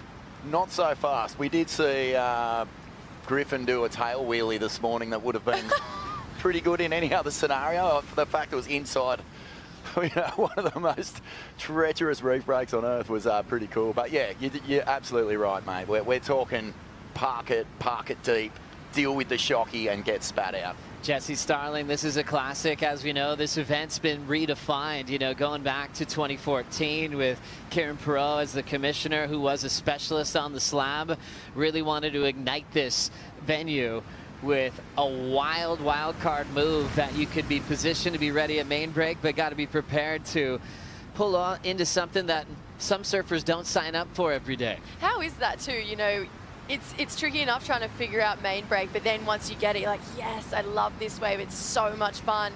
Plot twist, tomorrow we're going to the box. Now you have to be ready to surf one of the scariest slabs in the world. But these guys, that's what they're built for, and I'm excited because I feel like the box has just been the sweet treat that you just can't get to. And it's always just been dangled in front of us, but it's never been quite right. But today we're back here and we're making history. We certainly are. It's been in the rumblings since before we got here. Will this be the year where it comes back? We haven't seen heats out here since 2019. All the stars have to align. It's a huge lift from the broadcast crew to set up everything down at the other end of the bay here. So props to everyone working through the night to make sure everything would be streaming perfectly for game day. Kanoa versus Connor O'Leary. It's a matter of who's going to be aggressive, who's going to be patient. The box rewards the bold, however, punishes the rash, Vaughn. It does, yeah. And this is such a different way to watch heats being surfed because it's such a small playing field. You know, strategy kind of doesn't play into it until the last 2 or 3 minutes. I mean, up until then, it's just who's going to spin, who's going to go and really have a crack at this lineup. And we've seen, you know, experience out here, it matters. I mean, Griffin just had the place on lock this morning. Mikey, I think that might have been his first surf out there ever. So, you know, you could just see that time in the water on this reef makes a big difference to how you're going to perform. Jesse Starling and I were talking about that exact process here at a pro sporting event. This platform at the top stage where some of these professionals are having their first surf in a jersey. That's pretty wild to actually feel comfortable where to sit and try to do it when their job's on the line, whether they're a wild card or someone trying to make the cut. We might see a bit of that throughout this round today. Oh, definitely. And I think the competitors who maybe haven't had as much experience, say you draw someone who has had experience at that wave, you'll probably see them stick to them like honey just to figure out where the position is, where to sit, what's the best way to take off. Because you see the best in the world at this wave take off behind the section. They really do backdoor it to get in the barrel, where a lot of the people who take off on the peak, it's a pretty scary takeoff. And it sometimes, more often than not, does lead to a pretty heavy over the falls wipeout clip. But yeah, hopefully we don't get too much of that today. Baron Mamiya looking at the ocean. Luke Egan just saying that Baron's been jumping out of his skin this morning. Baron contains that pretty well. He always delivers things very mellow, very calm. It's been a couple of years since Baron's been out there, but everyone's expecting him to take control. He does have a heat with a good friend of his in Jake Marshall up next. We also saw Jackson Bunch preparing. He's in a wild scenario. The goofy foot from Maui has Crosby Colapinto in heat 6. And one of them's going to be knocked off tour in that result, Jesse. Yeah, it is heartbreak. Quick look here inside the pit. Potentially Connor O'Leary, seeing that blue jersey there for the backhander. Trying to take off on the first one to get started. He starts with a wipeout. As you see, a great view of that shallow reef. The whole slab word getting defined, and here's a great view of why we call it a slab. Having a deep water swell just fold over a shallow shelf, and we've got a couple of them to break down on the championship tour. Fold is the word, and Connor O'Leary, he grew up in a place with a couple of really neat right-hand slabs. He is from Slabland, and so he's well placed to attack this lineup on the backhand. There's one, you know, I heard Ronnie say this is the original slab. Well, you know, where Connor's from, Shark Island, that's one of the original slabs as well. And then you go a little bit further up the beach, there's another one that he would have had plenty of experience surfing, so he won't be fast back to the wall here. It's funny, when you think of Connor's hometown of Cronulla, you don't usually think of slabs. If you're not really well known with that wave, you think of, you know, really fun beach breaks. And if you're from Australia, you probably think back to the Australian Board Riders Battle when we used to have it back at Cronulla. But it is filled with really scary waves, really heavy reef breaks, and it's really cool to see people like Connor and this new generation of people just charging slabs. So definitely a little bit of a leg up here, I think, for Connor O'Leary. Richard Dogmarsh having a laugh. He grew up on those same slabs in Cronulla, opened up a surf shop and then moved over to Europe and was really scouting talent for Billabong for many years. But he's known Connor, his family, ever since Connor was a little baby, as he's watching him at the box, and he's been watching him throughout the GWM Aussie Treble. This is the final stop, and Kanoa Igarashi is getting very close to getting a brand new GWM Tank 300. Felipe Toledo out yesterday. Jack Robinson eliminated yesterday by Imai Kalani-Duval. Yeah, I have to think back to our morning dawn patrol. Unfortunately, WA Rick, he backed Jack Robinson in, which is a great back, but he's out of competition. So is Yago Dora. So it is really only Geordie Smith and Jake Marshall who could really shake this up. But Kanoa just starting to run away with the tank. As we continue through the round of 16, we'll give you another update at the end of this round before the quarterfinals to see who will be in the lead and see how those points are going for Kanoa in this one. So for guys like Geordie and Jake, they're hoping that Connor O'Leary gets the jump on Kanoa, so maybe Jake could maybe get a piece of that GWM Tank 300. Jake's loves playing underdog. We know that well about him. He's having one of the best seasons to date on tour. He knows Barron really well. Good buddies, knows what Barron's capable of, and he knows Barron's reputation in a slab like this, but Jake doesn't mind picking his own lines, and believe me, he's going to turn and go when he gets the chance. Here comes Connor O'Leary behind the peak, grabs the rail nice and early, wide open, burning some speed, and after a wipeout, that just probably felt great to go the distance, Vaughn. Yeah, well, he's staying busy. He just wants to lock in, find the exit, get that line locked. And yeah, that was a nice little wave on the inside. He's got more to give. Thinking about how this wave has evolved over the years, it's pretty special in those early surfs. I don't know if anyone dreamed it would be on the championship tour. As we check out a replay from the front-on view of Connor putting his head down, yeah, Jesse. you can see he take off behind that main peak, but just couldn't get far enough behind it as I think he was hoping. Came through, really tried to slow down here. You see how hard his arm was in the wall, but yeah, I don't believe got the coverage he was really looking for on this, but I do think it was a great confidence builder considering the wipeout. As you can see here, takes off behind that main peak, tucks in, gets a bit of cover time through here. Now he really starts to slow down. You see he put his entire body in the wave, his whole arm up to his elbow, trying to break and get behind that section. So got himself a little bit of coverage, but not a massive score here for Connor O'Leary. So just warming up, 2.83 for Connor on that score. Kanoa playing the more selective patience game, and Connors is going to keep rolling underneath priority. He'll look at that one and let it run through. A lot of people joining the conversation on a big day today. Long time ago, we had a couple of great surf trips and mag trips here. As this bottom drops out, Connor O'Leary grabs the rail. Great positioning, coming out with the spit. All those slabs you guys were referencing, obviously in the background for Connor O'Leary, as he's been waiting for a shot to show it off here at this slab.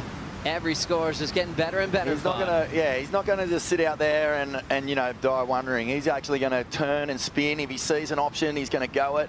I sort of canvassed a few crew around the contest site this morning about, you know, how much are the goofs at a disadvantage on a wave like this, and actually most of the crew were like, I don't know, like the two most memorable waves from CT Heats of the Box are Owen Wright and Italo Fiera. So, you know, I don't think the goofs are feeling any pressure out here, really, if they've grown up on slabs like Connor has. Look at this. He just parks it off the bottom.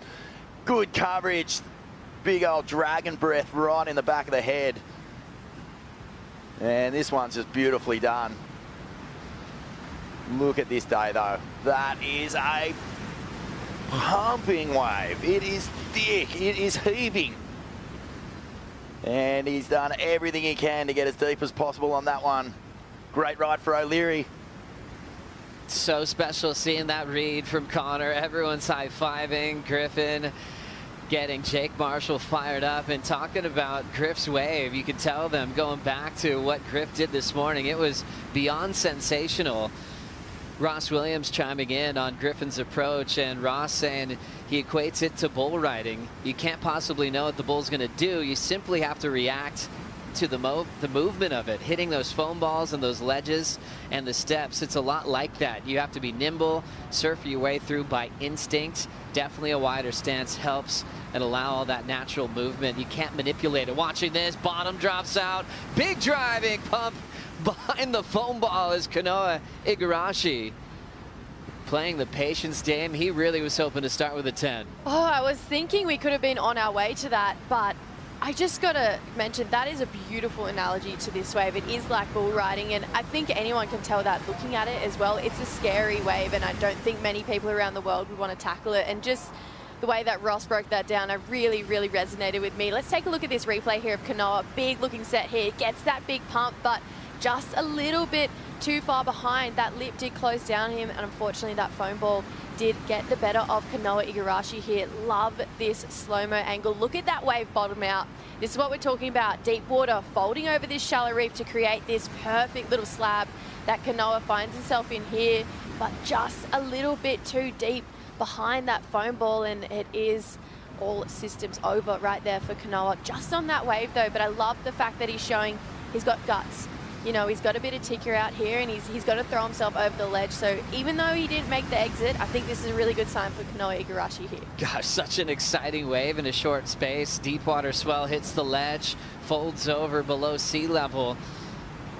Blink and you'll miss it. And it's so fast and so intense for Kanoa Igarashi. A lot happened on that 1.5. So many different bubbles moving under your feet, that undulation, and all of a sudden that abrupt shallow shelf can make that almost, well, clearly impossible for Kanoa on that one, Vaughn. If you get too deep, you're dealing with the shockwave. And the shockwave here is, it's like a wave breaking backwards at you inside the tube. It's so hard to navigate. We saw it pitch Griffin this morning. But, you know, like a few years ago, I did an interview with Noah Dean for the Surfers Journal about progression. I thought we were going to be talking about airs and sort of, you know, big boned out, like where's the future going? And all we talked about was slab surfing. And he said that's the area with the most room for progression. Obviously, you know, bodyboarders have basically got the slab style. They've been doing it for years. They're the ones who really unlocked the door to slab surfing and sort of brought surfers into it in a lot of ways, particularly waves like this. And surfers were sort of learning from the bodyboarders the correct entry line, like where to get on your tail, like sort of where to be on the wave as it's breaking. And we've seen, you know, the progression of slab surfing really sort of benefit from that knowledge. And I think that, you know, one of the things that you're learning about is the shock wave inside the tube, where your entry point is, where you want to be. You don't want your board getting too high, you don't want to get too low. And yeah, this has sort of been one of the great areas. And I think also a real credit to the WSL to have a slab on tour. We must have more. 100%, 16:50 on the clock. Let's hear from Leo Fioravanti with AJ. Leo, I know you got a chance to check out the box this morning before your heat, but first time actually catching waves out there in a few years. Just how did you get ready for this heat? I love getting barreled, and when the opportunity came up to surf the box, I was very excited. But at the same time, it's always a heat, so it's not easy. You're not out for a couple of hours, and the box is not an easy wave. I mean, I went lobster diving like 10 times before I finally made one, but I just tried to get mentally ready as just go for it mode, because that's what you got to go out there. It's scary, but you just got to tell yourself, give it a go, and then it's probably going to work out. And I'm happy that it worked out a couple times. Yeah, you mentioned the lobster diving. You took quite a beating out there. Just how'd you stay in this one? It's a heat, and I won this more than anyone. But at the same time, Miguel does as well, and I knew that he was going to go for it. He was going to be on his backhand. It's really tough, but I knew he was going to be a tough competitor. So I tried to focus on what I know how to do. Maybe I don't know the box as good as a lot of people, but I know how to get barreled, and I tried to focus on that and use my skills to come out of a a couple gurgly barrels. And you did it. Congratulations on to the quarters here at Margaret River. You have anything you want to say to friends and family back home? Thank you. Buonanotte a tutti. Dai, box, passata. Congrats. Well done, Leo Fioravanti, just remembering the morning where he dislocated his shoulder in a practice session at the box, and he had to get pulled out of the event, missed a ton of events that season. It was when Leo was just going from injury to injury, and he just seemed to, he couldn't get a clean run, and he got himself back in shape and was able to compete in France later on that season. But from that, you know, that's in the back of your mind. He's had some crazy wipeouts. For a few years later, he was willing to put his head down. He's taken the most beatings out of anyone today, and just shows that fire is so bright for Leo. Doesn't mind taking some beatings if he knows there's a heat wind waiting for him. Oh, absolutely. And, you know, I think it's a scary wave to move across to for anyone. But when you've had an injury at anywhere around the world, but particularly a wave like the box, when you've had an injury here before, you're so right. It sits in the back of your mind and you're thinking, oh no, I really don't want that to happen again. So the fact that he got to settle his nerves, find that confidence and get a heat win, yeah, it's a big hat off to Leonardo Fioravanti. Nice start for these two. Kanoa incomplete on a big pit. Connor's best of 5.67 as he's had 3 waves so far. And look at Richard Dogmarsh getting out of the way, enjoying the view. We'll take a Pond Soy Brew break. Go Dog!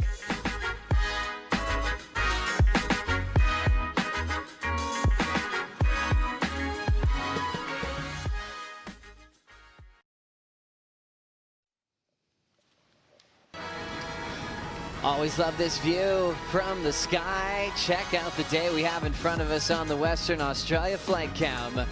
Walking on a dream, where dream events happen like this one, getting to run at the box, creating history here in 2025. Connor Kanoa still enjoying the lineup as there's so much action in the Red Bull Athlete Zone. Crosby Colapinto's getting fired up to take on the slab as he's standing right next to AJ. Yeah, Red Bull Athlete Zone is where it is at this morning, Joey, because the box viewing from here, ideal. Crosby, you've been checking it out, not just from the Red Bull Athlete Zone, but out in the channel. Give me the breakdown from your perspective of Griffin's 9. It's pretty crazy out there. I mean, we were sitting right in the channel. We were looking straight into the barrel, so that was pretty cool. But he went up into the lip, and then I was kind of wrote him off and thought that it was done. And then he popped out and he was claiming it like that. We were just like, wow. And then I didn't even honestly realize how crazy it was because it happened so quick. And then when I came in and watched the clip, I was just kind of blown away. Like the rest of us were, and you're coming up for a really important heat here in a few. Just how much does seeing your brother have a heat like that get you pumped for yours? Oh, it gets me really excited. I think just going out to the box and being able to get barrels with a jersey on is super exciting. So just looking forward to it. What's the game plan the next few to get ready? Get barreled. Pretty simple. There you go, Joey. I like that. Keep it simple and get absolutely shacked. There is nothing simple about Griffin's barrel. Great breakdown from Crosby's view. Here we go. A couple of good paddles and ejecting is Kanoa. 2 big wipeouts to start things off. Man, that takeoff zone, it's pinpoint. Just a little bit off and you're airborne or slamming on the reef or both. But Kanoa showing that he's not afraid today. A couple of brave approaches and still swinging, trying to get a decent score, Vaughn. Andrew Sheridan, who's watching right now in the Red Bull Athlete Zone. I had a chat with him this morning. I was like, what is a wipeout like out there, man, when it's, you know, top to bottom? He goes, it's pretty much the worst 2 seconds of your life. It's quick, but it's powerful. It'll absolutely drill you. Pull you apart like a cooked chook. He's such a legend around these parts. Andrew Sheridan, longtime shredder in the West and longtime coach for Carissa Moore through many years. Carissa's basically a part of that family. I know this is her favorite event, big part of that because of the Sheridans. Great local knowledge that he passes to a lot of people, has time for everybody. And I'll focus on this slab right across the bay from main break. There's been some classic stories over the years because, you know, this has a ton of history. The box has always been barreling and spitting its guts out during competition. 1 QS, Chris Ward lost at main break. And most people come in and go to the beach marshal, he just paddled across the bay and just went straight to the slab. Very rare. Not many people sign up for that paddle. Look how far it is as you look back to main break. Oh, that is a huge paddle. I always measure how long a paddle is when you think about how long the paddle out is to Padang Padang.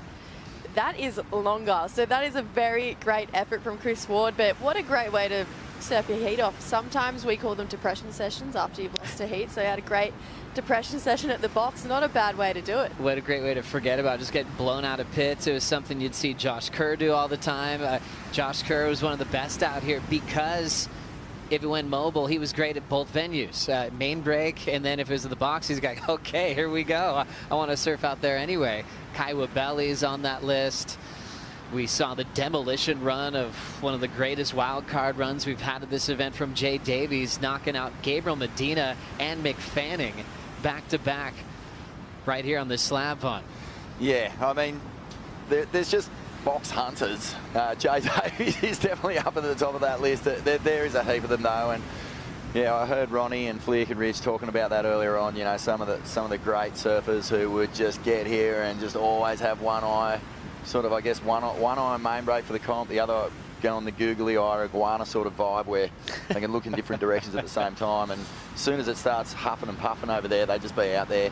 But you know, I think back to when I was a Grom, Slater. He used to do these big throwaways. Even got a couple of magazine covers, you know, doing these big, coming out after the barrel and just doing it. And then, of course, you know, Bruce and Andy would do that. But one of the real goofs who had a good relationship with this wave was Corey Lopez. Him and Shay used to surf out there a fair bit as well in that Andy era.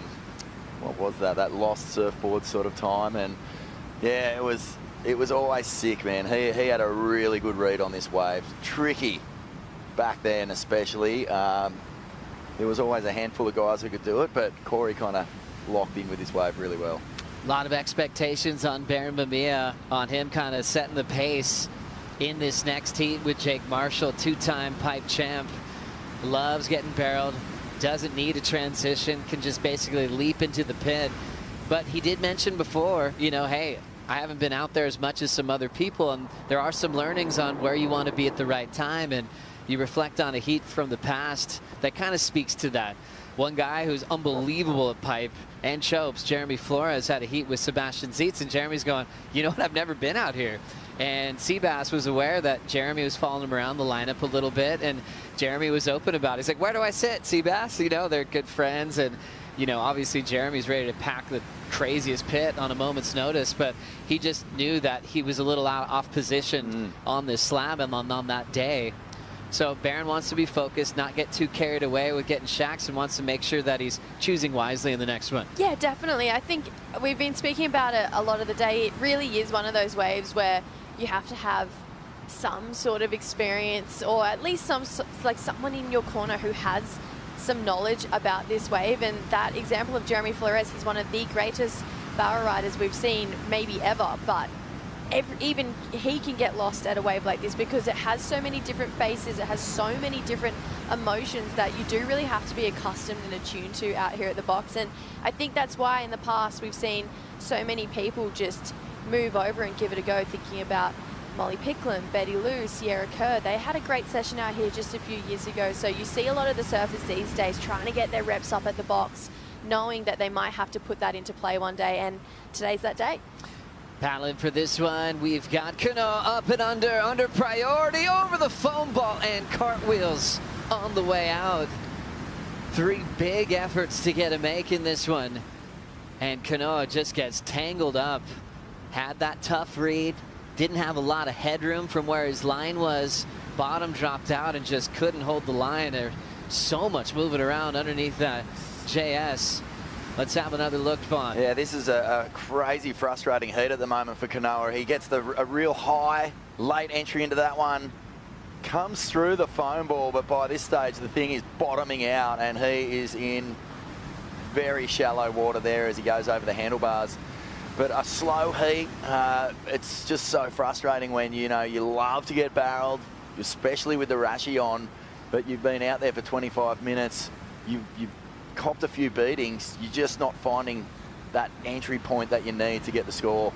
And I think, you know, at this point, 4 minutes 20, yeah, you can still get 2 good waves in this amount of time.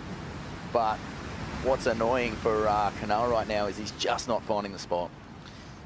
Let's check in with Dog hanging out with Kaipo. Yeah, that's right. I'm hanging out with the dog. He's been pretty successful this morning. Strategy out here at the box.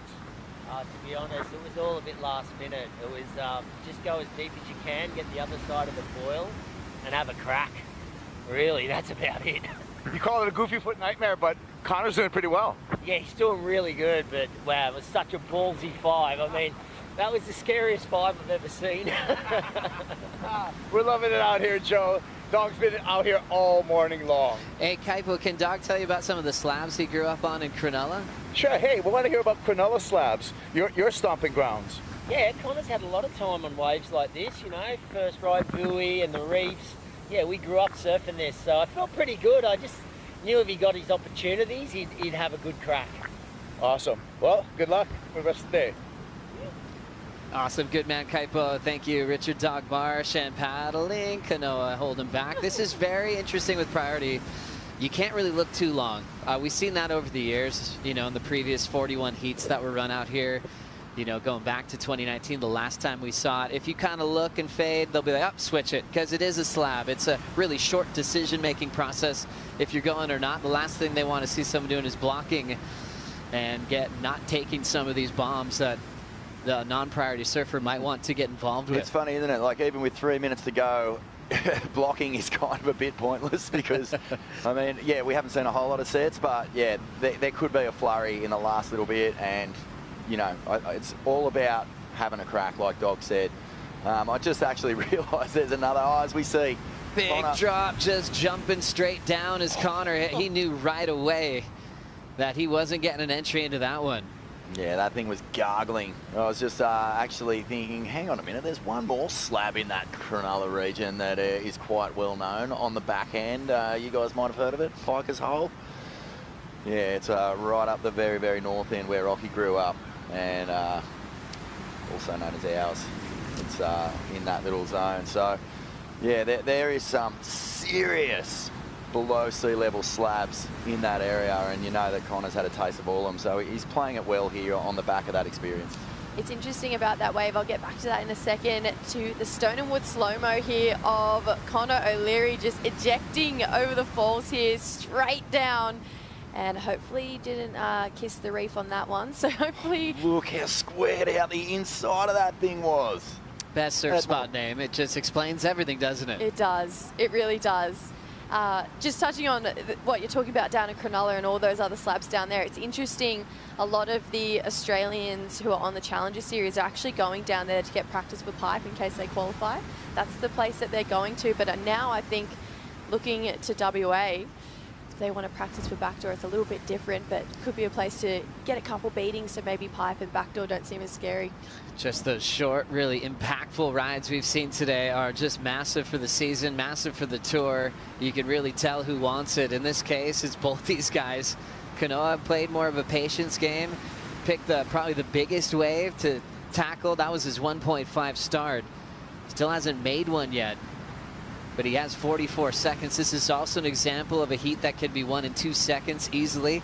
When you're chasing a 7, you get the chance from the Indian Ocean here. Connor's got 30 seconds to hang on to this lead as we prepare for Jake Marshall versus Baron Mamiya coming up next. Kanoa holding his mark. Connor starting to drift under priority. There's Jake and Baron getting set. Potential last look for O'Leary, and he will lock into this one under priority, up and out. Clock's running out on Kanoa. Remember, #1 on the rankings for the GWM Aussie treble. Looks like he will run out of time, but not for a big effort of trying to get absolutely coned in this one. It will be Connor O'Leary moving on into the quarterfinals. Yeah, and Connor extending their matchup lead. He now has 4-2 over Kanoa, so just keep edging away right now, but great matchup between those two and plenty more to come from them. Wow, Dog is so proud. He can't stop smiling. Connor O'Leary put his head down and had a good crack. As Dog said, one of the scariest 5.67s he's ever seen. O'Leary moves on for a quarterfinal battle as this one continues at the Western Australia Margaret River Pro. Get ready for this one. Jake Marshall takes on Baron Mamiya right after this.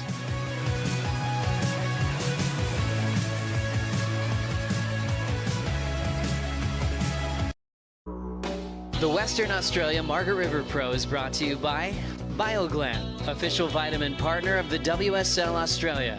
By Oakberry, fuel yourself with the official acai of the World Surf League Australia. By GWM, official automotive partner of WSL Australia. And by Stone and Wood, the unofficial beer of the World Surf League Australia. Go ahead and say it with us. West is best. Look what we're enjoying today. Jake Marshall versus Baron Mamiya at the box for a spot into the quarterfinals. North Shore of Oahu versus San Diego, California. Think Seaside Reef. You know what? There's a little wave pretty close by called Suckouts, which is really fun. Jake would have surfed his whole life. He's obviously been going to the Hawaii his whole life as well. His family's had a house right by Rocky Point for over a decade, maybe even longer. And so he's been running into Baron all the time, and now they're pinching themselves. They're going to go barrel for barrel here for a start in the quarterfinals. Joe Trappell, Jesse Starling, Vaughn Blakey here for the call. It's been the year for Baron to establish himself at the top of the pecking order at Pipeline in back-to-back seasons. And working with Luke Egan, it was such a smart move because he doesn't just want to win at home, he wants to compete for a world title this year. Yeah, well, if you're thinking about slabs, and we are right now, it's hard to go past Baron's Big Ten in the pipe final. He just got, you know, the biggest, thickest inside first reefer. It was just incredible. And, you know, that's really will get any surfer up and about. You know, slabs are just that sort of thing. They've got so much juice in them. There's so much energy going on, so much consequence if you get it wrong. And, you know, in Australian surfing culture, slabs are huge. Like we have, like I said, entire communities dedicated to it. We've got some of the most famous slabs in the world, Shippy's crew, the Southwest, obviously, there's about 1,000 waves in this region that you can't even get your head around, and we've got purveyors of slab surfing. Look at this, Joey. Nice hollow pit for Baron Mamiya, making it look so easy. The way he can go up and under. It's that paddle power, it's the positioning that he has, how he can just go up and under where he looks like there's an actual transition on a wave that is squaring up. An absolute specialist when it comes to that skill set. I've got to say as well, just identifying that wave, that had to be one of the more prettier waves I've ever seen come through at the box. He had a really clean face, tucked in nice and tight in the barrel, but Baron, we saw his name in this draw and we knew he was going to be good. Take a look at this, got some coverage time and then came out. This wave was so clean. Look how beautiful that wave is. Really gets that cover right at the start of that wave, then it gets a little bit fast towards the end, but that's a great way to start the heat for Baron Mamiya, and it's really slowing it down. Look at this technique. He's just so perfectly tucked in the pocket, came from behind the lip, and he's just got the best technique when it comes to being the barrier. He's really putting that hand in the wall to slow down, and you can see here the wave just really started to fizzle out, hit a bit of foam, but Baron, beautiful first wave here. Jake Marshall trying to get involved right here, right behind him, and having to eject. So starting with a heavy wipeout right behind Mamiya's wave. Goodness, this is the nightmare. You don't want to get caught up in that lip because it is thick. This thing is completely throwing. And that is the definition of ocean folding. Look how much power is going over the falls with Jake Marshall just doing everything in its power to grind him into the reef. And wow, that's well, you know what? Sometimes just get one of those out of the way can maybe settle you a little bit because it can't get much worse than that. That was a heavy start wipeout. There. The dream for Baron, then the nightmare for Jake. Let's send it to Kaipo. Yeah, true, huh? What a contrast with the two. But you know what, Jake? That looked like a beating, and I was gasping when I first saw it. But he came up pretty quickly, unfazed.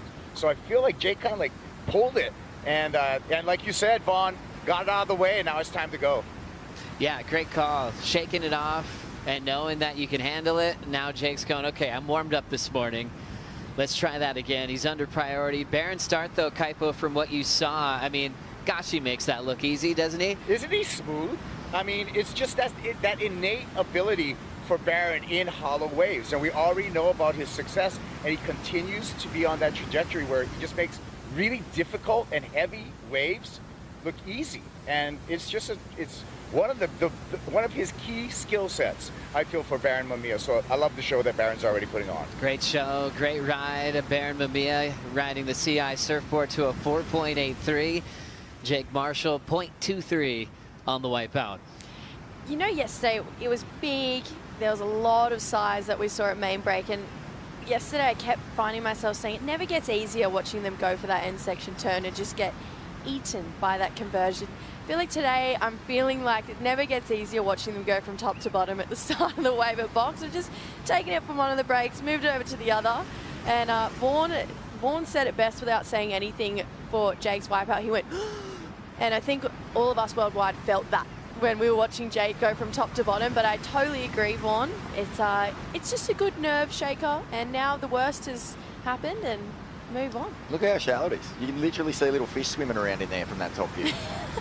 Gosh, it's gorgeous, isn't it? And that's the scariest part.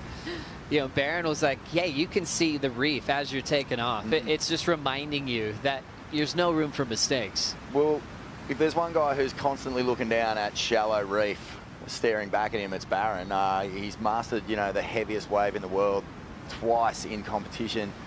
I think the big challenge for him, Joey, is like you said, you know, he has a very peaceful demeanour, but I was watching him watch the box this morning as he was prepping for his heat, and you could just see that his blood was fizzing. He was really locked into what was happening over there.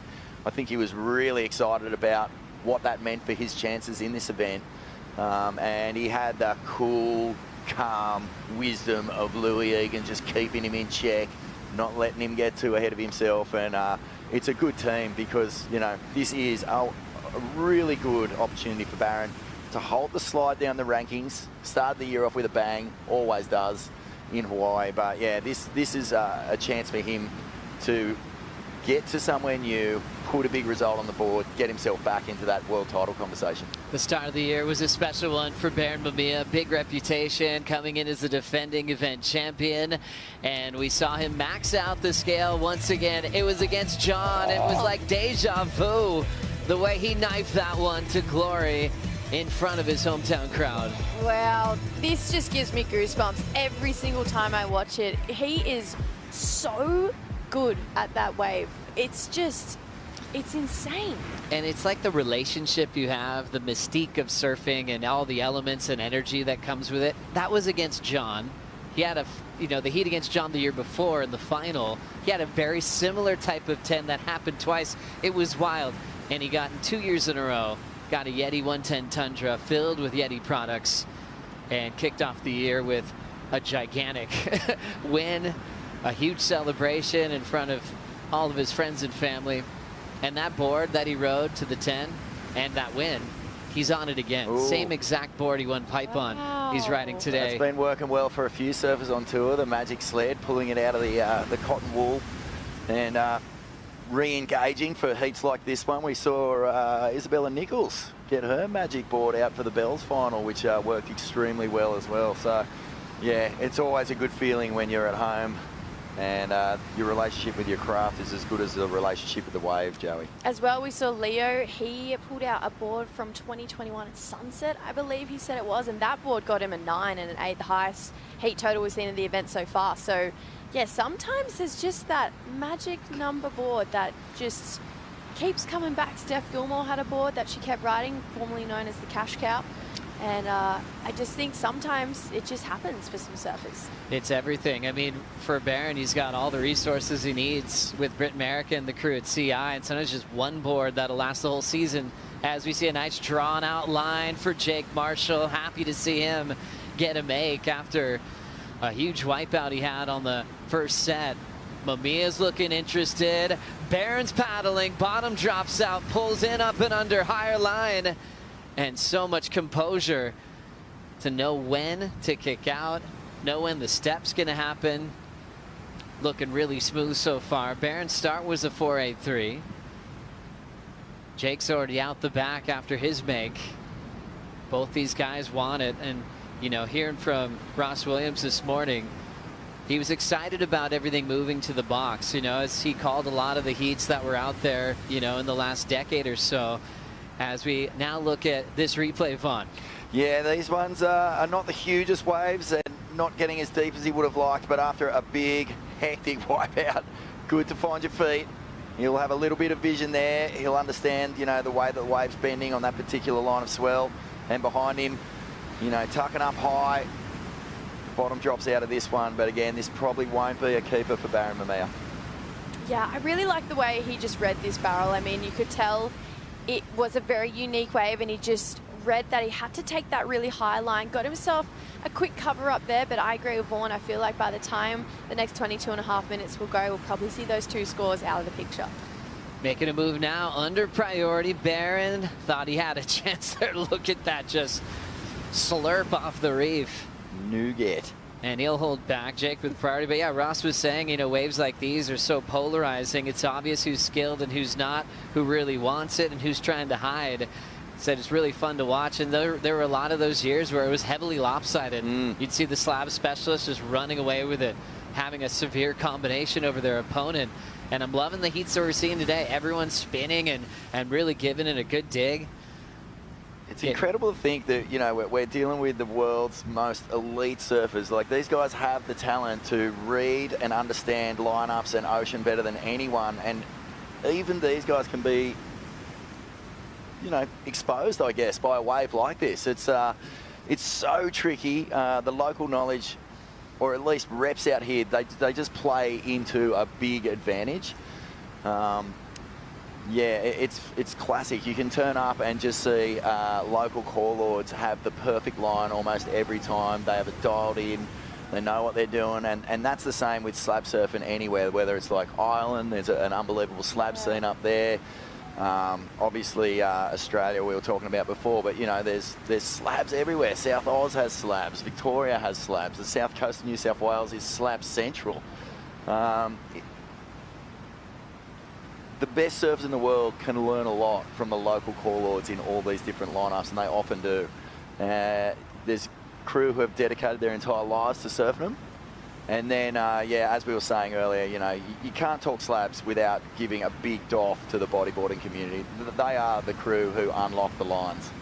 And, yeah, I think that needs to be acknowledged. 100%, Vaughn. Well said. 20.5 on the clock. Let's talk surfboards with Richie Lovett.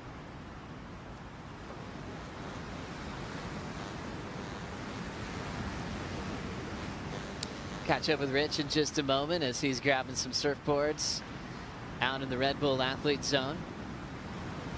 He's getting excited about the heat coming up next as well. Joao Chianco will be taking on the local wild card, Jacob Wilcox. And Wilcox is a goofy footer, but man, he's grown up on this reef as a sparring partner with Jack Robinson since day one. A lot of great years where it was pretty uncrowded out there. There's some bodyboarders showing what was possible. Liam McNamara remembers in the 90s, one of the OGs out there, Vitea David, would be out there, and he said it was so uncrowded. Vitea just had a field day. Yeah, well, some big pits. Working on Surf Mags for years, Joey. I was at Waves Magazine, Tracks Magazine. I did a bit of time at Surfing World, 10 years there, and for some reason, photos from the box, well, it is the most picturesque of the slabs. I mean, they all have elements of, you know, unique qualities that just make them unique themselves, but this is one of the most picturesque waves ever, and you always get the big names out there as well, so you get to see what they're made of. Armbar for Barron Mamiya to start to put him extra deep, and that is his ability to barrel ride no matter what venue he's on. Right there thinking like a competitor, knowing how tough it's been to really get a crazy one so far in this matchup. So he wanted to improve on his 2.33, Jesse. He did that well. Yeah, you can definitely tell he was feeling that one too. He's kicking, he's paddling, he's really firing up to get back out there. And Barron, we've said it time and time again, he's just got such a great read when it comes to a wave like this. He just puts both arms in the water, gets really deep on that one, completely disappeared. And this wave, this is definitely going to better this scoreline. Look how deep he is on that barrel. Comes out at the end. A little bit of spit got out before he did, so the judges will definitely acknowledge that. It is a bit of a smaller one, but it had a lot of meat, a lot of grunt to it. You can see here, really starts to slow himself down, brings his hand out of the wall for a split second, starts to pump, puts it back in, and comes out through just a slight curtain there. But love what Barron is bringing to this heat. Bringing a lot to us with, you know, Barron in the draw, getting sent to the box. Everyone was so thrilled, but let's see Jake answer. Has to pull down the line first, then packs that square section with the spin. So a different type of line. See a lot of just up and under, trying to pull straight in, and that one he drew the line out, then bottom turned to square up in the pit. Jake's been moving up with his scores from a jump out of the sky to a 2.4, and then into that last one. Both waiting for numbers, important heat in the title race for these guys. Safe with the cut, but quarterfinal points are serious. Watching Jake on this one, Vaughn. Yeah, so different swells to different things out here. That one allowed Jake to get a bottom turn in, and as he comes off the bottom there, you can see the wave just pitches. There's just so much water in the lip. Not extremely deep, but a nice read. Gets on the tail here. Jams a really cool looking stall. And then as you come out here at the box, there's always that little rib. It'll give the board just a little bit of chatter. But that one was really nice for Jake Marshall. Still looking to get deep though. Let's catch up with Richie Lovett for some surfboard talk. On you, Joe. Just here with Matty Bemrose down in the Red Bull Athlete Zone, getting in preparation for Joao Chanka's battle against Jacob Wilcox. Let's talk equipment. What's he going to be riding? Well, he's been working on his own model, Richie. This one's like, I think it's coming out in a couple of months, but it's the Oh Wow Joao model, I believe. I don't know if that's the name, but it's a good marketing model, for sure. So size board throughout the box, what was the coach's call, what they should be riding? Not too long out there, eh? You don't want to be taken off with the too long a board and poking, so these guys are riding their normal shorties, because there's a lot of moving happening inside the barrel, so not too long. They're short boards. And mostly the rounded pintail just to knife into them, stay real sharp on the edge? Correct, that's for sure, rounded pin for sure. And the fins? Fins, FCS. Always know. Well, there's tension down here. I got one more question. Like, we've gone over to the box and we know that, you know, Joao had the injury at Pipeline. How's he actually feeling mentally going out to a pretty break that's got a lot of consequences? Oh, mate, he is an animal. I mean, that injury was massive, but he almost goes even bigger after it, after that heavy wipeout at Pipeline. And, you know, he just, 6 months later, he's back at Pipe doing it, and this stuff doesn't scare him. He's like, it actually makes him go harder. Awesome. Well, Joao's on the Channel Islands program. We're going to see him in this next matchup. There's tension. They're going to be able to grab this board because they're getting ready to head out. Back to you guys. Good man, Rich. Thanks for the time. Matty Bemrose. Matty Bemrose, incredible surfer. Almost qualified a couple of times. He said it maybe came down to karma. A couple of heats, he'd scream at his opponent, tell practical jokes, get him off their game. He did that to Ben Dunn once, and he lost. Ben's been on the panel of a lot of events this season at the CT level. Now let's send it to Kaipo with Luke Egan. Yeah, we're talking surfboards, so why not talk with the son of a shaper on some surfboards right here. Luke Egan on the channel. What do you got here, the backups for Barron? I've got a 6.2 and a 6.1. He's actually riding one of the 6.1s that he rode at the Pipe Pro as he takes off now and makes that look like he's at home.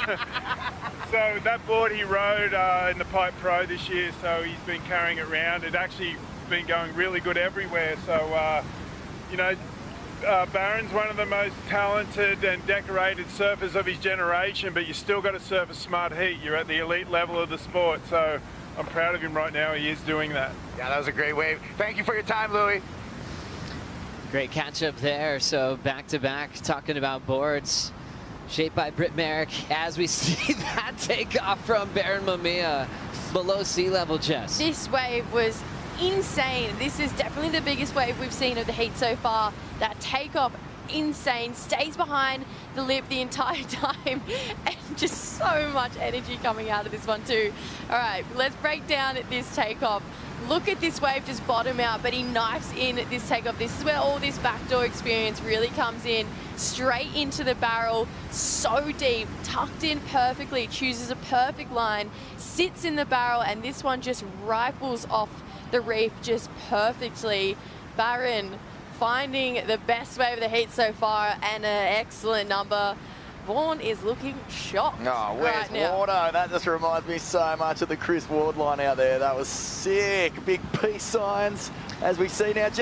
Jake's turn, and just so far behind, he actually had to go left to step off. That was not his intention there. His intention was to be behind the peak and to pull up and under. But he kicked out to safety. He'll paddle out under Barron's priority. Mamiya looking interested. You can see how these waves lift out of that deep water. And Barron's skill set on the 8. We're talking handful of guys on tour that can maybe be in that same type of caliber. We're talking the Jack Robinsons on tour. Seth Moniz has a great version of that. But Barron might, in fact, be the best currently on tour, making that 8 look incredible. There's the reaction from the panel way out in front. Marshall now needs a 10-point ride. Being in the barrel as you're taking off, that is, yeah, that's elite surfing. There's not a whole lot of crew who can do it at this sort of wave, you know. Like that thing is pitching, it's thick, it's backless, and to just slide in with that sort of steez, it's amazing. Well, it's growing up at Pipeline when you don't have a spot in the lineup yet and you're a kid, and he was able to take on closeouts and then make them. Stone and Wood slow-mo. Look at it, just fully under that guillotine, and not one bit of stress in his body. He's just so loose to the point where he just starts putting the brakes on, allows himself to get super deep. He's just absolutely chilling in this thing. Slap a ganoush. He comes out and he's just going to fire off into the channel with a couple of peace signs. 100%. A total specialist when it comes to slabs, forehand, backhand. It looks like he has the time that we're seeing in the slow-mo in real life, where he has so much time when it's upside down. His back leg can be over his head, and he's so calm and centered. You know, we saw that at Pipe on his 10s that were lefts, and now on his front side of the box, just as comfortable no matter what. I feel like some people live for that feeling, and you said it before, you've got to be a really unique type of person to be able to do that. And Barron, I agree, probably, if not the one of the best on tour right now to do exactly what he needs to be doing out here at the box. What a fun heat. 11 minutes to go in heat 4. Let's hear from Connor O'Leary with AJ. Well, Connor, you came up the stairs and you said, you know what, it wasn't the prettiest, but we got it done. Doing it for the goofies, doing it for the big men out there in the box. Yeah, I mean, I haven't had too much experience out there, so I was kind of just trying to figure it out on the fly, you know. I feel like I was kind of thinking the more waves I catch, the more I'll understand it. And yeah, I mean, Kanoa, that wave came through and Kanoa didn't go, so I was like, okay, well, I'm going to have a go. I've got no priority anyway. And I, before this, I've only surfed it once in my life. That was about 6 years ago. So I was like, okay, well, we're going to figure it out this way. And what better way to do it in heat? No better way. We talked yesterday about just between the ears. You locked in yet again today, made it to the quarterfinals here at Margaret River. Just how much confidence are you building through this event? Yeah, I mean, getting through yesterday was a huge weight off my shoulders, and coming into today, you know, I just set myself with no expectation. You know, I just wanted to, it's such a good challenge, a different challenge to what it was yesterday, but a less nerve-wracking, a less stressful one, more like a really exciting opportunity to get a really good barrel. So that's kind of my mindset into that heat, and I was just trying to give myself as much opportunity. And yeah, it's tricky out there, like not having too much experience, you know, trying to find your way around the lineup and pick the right waves was tricky. But yeah, I mean, I managed to get one, which is okay. One was what you needed today. Congratulations. Do you have anything you want to say to friends and fans back in Japan? Yeah, like to say, first of all, everyone in Australia, all my fans and family and friends, thank you for all your support so far this year. It's been an up and down year, so sorry for the stress. And yeah, 日本のファン、まあ、今日勝ってとても嬉しいですね。まあ、ボックス、やっぱりバックサイド、難しい波なので、まあ、一本いいの乗って、とても嬉しいです。まあ、次もまた頑張って、応援よろしくお願いします。おめでとう。Thank you. Well done, Connor. What a role he's been on. He's been elevating often late in heats throughout this season. This time he's been starting strong ever since that horn sounds in opening round. Here at main break, then to the box. Well done. Meanwhile, Barron just got this 7.17, Jesse. Look at this, just back to back. Beautiful waves here from Barron. Again, taking off, knifing in, straight up and under this wave here. That is a solid wave at the box. One of the two best waves we've seen this morning, and Barron is all over it. in this slow-mo, you can see almost buries the nose, but knifes it in perfectly, chooses such a great line and just tucks in, holds on, and gets himself another great score. So Barron, you can see it's such a difference when a surfer looks comfortable out there, and he just makes it look so easy and so appealing. And yeah, Barron just putting on an absolute performance for us here today. Gosh, we are so lucky that we're scoring the box today to see what Barron can do, putting on just a masterclass of performance on how to perform under the lip. As we see this one bottoming out, it's Barron again. It's going inside out.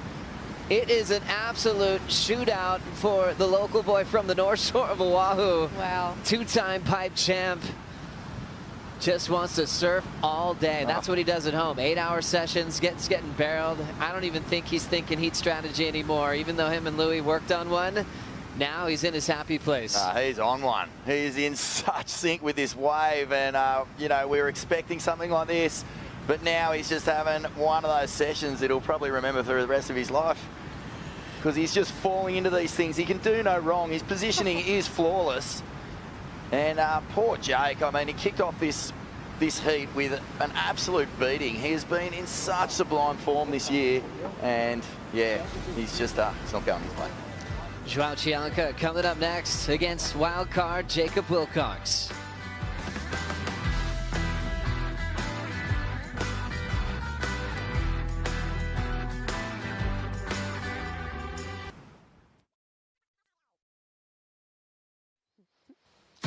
Glorious day of competition here at the Western Australia Margaret River Pro. It's been a day at the box, the slab across the bay from main break. The stars aligned, conditions super clean, and we're enjoying all the action, especially if you're Barron Mamiya. This is that example we were talking about when we were catching up with Ross Williams this morning and saying the skill set can be polarizing. Right now, that's in Barron's favor. We know Jake Marshall absolutely charges. He's just trying to get familiar with where to be at the right time. Barron, with or without priority, he can just pull up and under in a moment's notice. When it looks like he's too late, he shows that he has more time than maybe anybody on tour. Yeah, it's an unfortunate heat at the moment for Jake Marshall. It's not, you know, a complete write-off just yet. It just must be so frustrating. You've taken a few beatings, you're on the wrong side of the peak, or it's just a little bit too deep. And then you're also hearing your competitor just, you know, getting spat out of him, big scores. So he's just got to try to keep his head about him in this last 4 minutes. You know, one make will put him back in the picture. Barron's going to go on this one as he's tucking in quickly. It opens up, and once again, Barron can do no wrong. He's going to start flying away with alley-oops. He is just on a whole nother planet when it comes to his ability to not just identify a wave. He looks like he's got more choices than anyone. When you're this good, there's a lot more waves that are goable than other competitors. If they're just selecting a certain type of looking slab, they're going to wait patiently. For Barron, it's opened up the entire lineup. It has, and I feel like that it really changes the game when you know, draw someone like Barron Mamiya. Let's look at this one.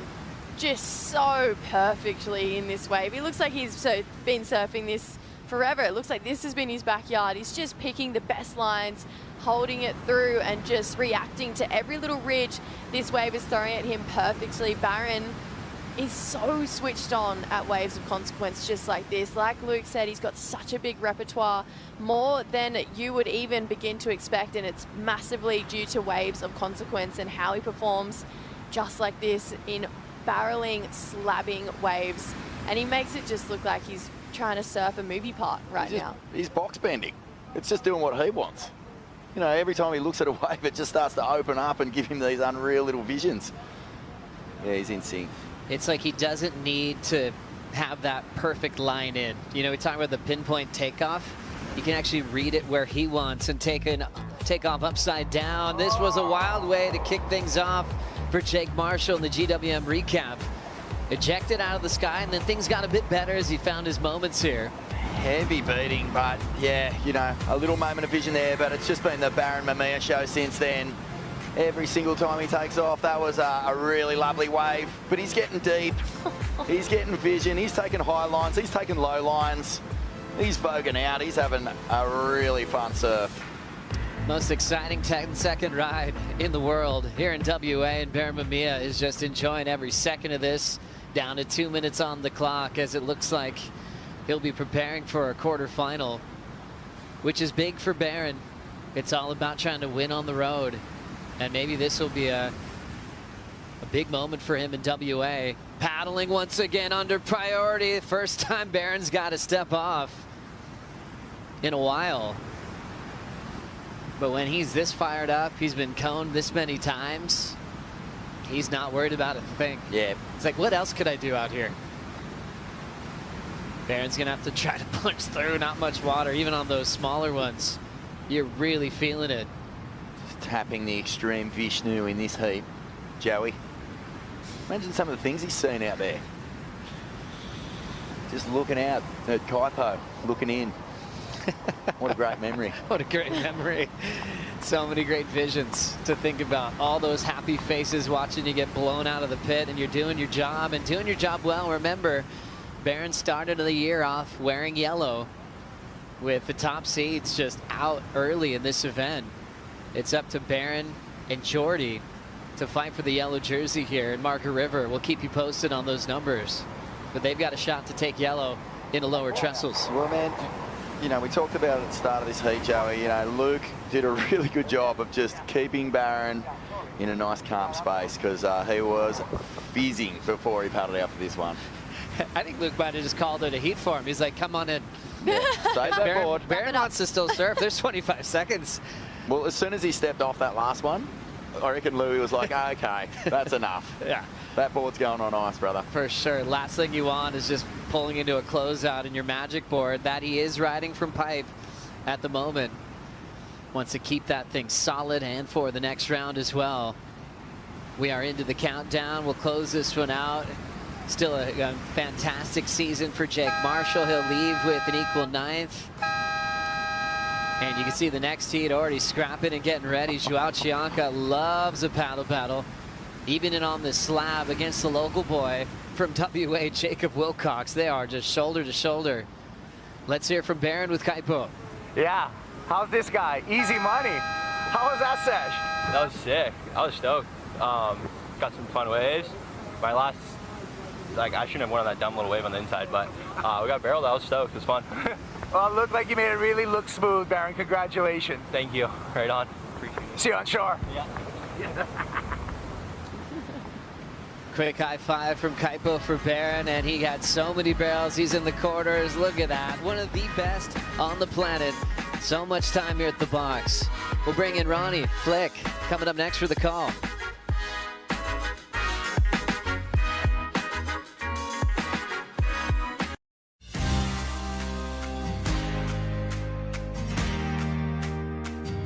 We are in beautiful Margaret River, Western Australia. It's rugged, it's wild, untouched. You can break anywhere from 2 foot to 15 foot. We have no shortage of swell here. I might be slightly biased, but it is the best place in the world. No bias about it at all, Flick. It is one of the greatest places on earth, and it's delivering today. What a Wednesday morning we're having over here in the West. Jacob Wilcox about to take on Joao Chianca. He'll have the support of the hometown crowd here, the wild card, as he goes up against a man who is on his rise up the ranks at this stage of the game. Joao's turned things around nicely. Oh, he totally has. It feels like he's clicked into that momentum, and I just looked at this heat on paper, and for me, it was one of my favourites, obviously. I mean, you know, Jacob Wilcox, say no more. He's got so much experience, you know. Now that Jack's not in the draw, Jacob's just spent just as much time out there, if not more, than Jack. And I just can't wait to see him unload here. You know, he's had some epic moments over the years on his backhand, and it's not an easy wave to surf on your backhand. If anyone, you know, any of the goofs this morning were looking to the inspiration, I'm sure they'll go on straight to those clips that you've seen of Chippo out there. He's had some amazing moments, but he's coming up against a really informed Joao who seems like he's clicking into gear sort of in the midway part of this season. Yeah, he does. He's fired up, and we actually heard a clip, the Stone and Wood Real Talk with Vaughan talking to Joao, and he said that, you know, one of the best sessions of his life was out here at the box. So he knows the wave, and he's ready for the challenge. And there is also a little bit of hustle happening out there at the takeoff zone here at the moment. The fight for that inside position when priority is neutral at the start of the clash. Their first head-to-head heat. Chippo, even though he had a short-lived CT career, he had 13 wildcard appearances before he actually graduated to the Tour ranks. So he's no stranger to the spotlight that burns so bright, usually on a wild card. We got some movement on the outside. And have a look at the conditions we've been blessed with here this morning. It's just such a buzz. You know, we mentioned it earlier, Fleek. It's just such a unique location and wave when you put it up against all the other breaks on the schedule. Oh, it's a total slab. Like one of the, you know, I heard Vaughan talking about it before, or maybe it was you, Ronnie. Can't remember. But one of the originally ditch slabs, you know, like in Oz that you really, you know, got put on the map in like sort of the 90s, I guess. It got blasted everywhere. We saw those iconic, you know, a lot of cover shots on magazines. And it's so different to anything we have on tour. It's pretty excited as we see Jacob sort of thinking that maybe there could have been a priority switch. He's looked to me that that's what those hand gestures were. I mean, there was definitely a bit of hustle and bustle there. They're playing, you know, they're playing each other right now. I mean, it seems to me at the moment that there's been no decision by the judges yet, or if there will be. But yeah, this wave's been put on the map well and truly. And you know, you've obviously got your core lords who have really dedicated their life to this wave, the local guys. As we look to this moment where, I mean, sort of looked like Zhao just paddled up underneath Jacob and he was having a serious look at that one. He's like, hang on a second. He's a competitor, isn't he? Yeah. Jacob Wilcox, you know, he's not going to back down.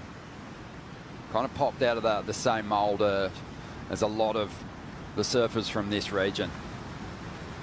They fight for their victories. They fight in every heat. They're not afraid of the big names. You know, and just to give you some insight on that, you know, Andy Irons, who was just such a competitive force, always would niggle his rivals at the top of the ranks, and he used to push Taj Burrow really hard, give him a lot of stick. And to TB's credit, you know, in stature, a lot smaller than Andy, he never backed down. You know, he's later admitted, and I think it was in the Kissed by God movie of Andy Irons, Taj was in it, and he said he was, you know, petrified of Andy at different stages and his pack, but he still always pushed back, and we've seen that from Jacob as well. You know, had a much bigger established names come up and push him here out in the lineup. At that moment with Zeke Lau a couple of years back, and just fired up. Well, was ready for the. Can speak to it, Ron. I feel like it's the West Aussie in him. I honestly feel that as West Aussies, you know, we're that bit more geographically challenged to the rest of Australia. It's true. We're remote over here, and it's the reason that we love it so much is because it is so untouched, it's so remote, but it makes travelling that bit harder, that you got to work for things a bit more, you know. There's sort of sponsorship, endorsements, everything, the money, the surf scene, you know. Obviously, we've got an amazing surf community here of underground absolute charges. We've got a great surf community here. But when you're a grommet and you're growing up in Western Australia, all those contests are on the East Coast. Financially, it just breeds this thing inside of you that you're like, hang on a second, I'm not backing down without a challenge. And I feel you see it in a lot of West Aussies. Like, you know, you work hard for this and you're not going to let it slip through your fingers, Ron Dog. Yeah. Yeah, they're rough. Oh, they're thanks, dusty. Mate. Yeah, well, talking about Jacob specifically. Fleet, you're a picture of health. You're the most groomed person on the broadcast team, 100%. Sometimes. But no, Jacob, you know, they're the kind of people that can, you know, fix their own cars on the side of the highway and change a tyre. Don't get too fast by a couple of flies buzzing around their food at lunch. It's still good. But yeah, Jacob's going to have to bring that attitude towards Chianca, who has really established himself as one of the hardest charging surfers on the CT ranks. It's Wilcox that's going to get started here. The wild card fades, sets up the tube. Oh, almost gets the exit. That's going to cost him though. Limboed his way out of the barrel there. And he's frustrated because that was the opportunity to get that first good score on the board, and he's let it slip. It was tricky, right? That they were pushing each other really, really hard then. Like, I mean, Jacob, you could see he was looking to Jow, like, I don't want to stuff this up. Like, if you're going to push me, like, he had to have a look over his shoulder, like, for a split second to make sure that Jow wasn't going that. I feel that it sort of threw him off. Like, he stuck the takeoff pretty easy, and then obviously no hand takeoff, grabbed that rail. But, yeah, you push that hard at the beginning of the heat, and you obviously want to convert. The good news is out here. Looks like Jow might be having a look at this solid one. Yeah, beautiful shot there. He's super deep on this one. It's holding open. The wave spits. Chianca doesn't fly through and emerge from the mist. But he was so well situated on that one. They're the kind of set waves that are converted into those excellent scores. The judges hold back on scale for those bigger ones. And he gave it a good nudge. Wow, he was so deep on that. I mean, if he'd come out of that, it's excellent all day long. That thing, it was so thick. It had so much height to it. The barrel was big. I'm looking forward to seeing this, you know, the side on the looking into the tube angle, just to see he really was super deep. Let's watch it straight on now. Great technical takeoff. Took it behind the tube, but serious travel time in there as well. Let's have a look. This one had some height to it. You can see it here, one of the bigger ones of the day. Oh my goodness, he was so close. Had that little step inside it. You'll see it again here, but he got a great drive into it. Had so much speed. Look at him just working that inside rail and just pushing hard from here. Leaps into the section. Oh my goodness. The forward momentum that he had just kind of got like a little shockwave through the board. Almost semi-reminiscent of what we saw Griff do in that first heat, you know, and then Griff obviously shot through. Jow not able to hang on. And then this is Jacob's opening wave, so no hand takeoff, grabs and sets that rail here. Navigates this barrel so well, but just hits that kind of little, I guess, bubble section at the end there. Can really buck you off, and it's going to cost him. But you know what? I mean, both servers kind of equal right now. They didn't quite convert. Yeah, not converting there. It seems kind of like this heat is yet to come to life, Kaipo, but that was an incredible pit that Chianca pulled into. Yeah, what an exchange, right? But yeah, Joao was just, he was right there. I mean, I was looking in there, he was right there, got some air underneath him. Here he goes again, has to do the limbo right there. Nice flexibility, but not a lot of tube time, but just keeps on going. But that previous waves, yeah, looks like just the foam ball, the air got underneath him and just sucked him back. So, but I love this matchup so far. Yeah, there's that one little sort of step in the wave, isn't there, when the barrel gets to that section of the ride, Kaipo, and he just failed to negotiate that step. Yeah, it's almost like that very end, the wave accelerates. So some of those accelerate, they peel a lot faster. And it's just that last blast that you saw both Jacob and Joao, you know, fall victim to. Oh, we're seeing the replay of his second ride there. He was just well on the back foot. So envious of Kaipo's position out there in the lineup as we see Wilcox now. And he'll cannonball out of this one. Holds that rail. Really determined to fight his way through to the channel and drop the first big score of this heat. And that should be a pretty healthy one. And we'll see if Chianca can get one in the exchange as well. He's going to let this one roll by, as you can see, just sort of ugly and filled up there on the inside. But look at all those boils out there at the moment. Wow, it's not easy, as we see. This is Chippo just getting absolutely slotted, coming out with the spit. Love this angle here. You can see he grabbed that rail from start to finish here. There was no questions asked. He was going to hold this rail. Let's look at it here. Beautiful positioning, keeping so compressed. The line that he's drawing there, you can see half of his board, that rail is sunk into the face of the wave. And then just gets to park it here for the ride. This thing absolutely opening up and just exiting with the spit, kind of after the spit, actually. It just gives that demonstration of how deep he was in the tube. Obviously, we spoke to the criteria this morning. Judges really wanting to see that. The exit after the spit, really important. So, nice wave for Jacob.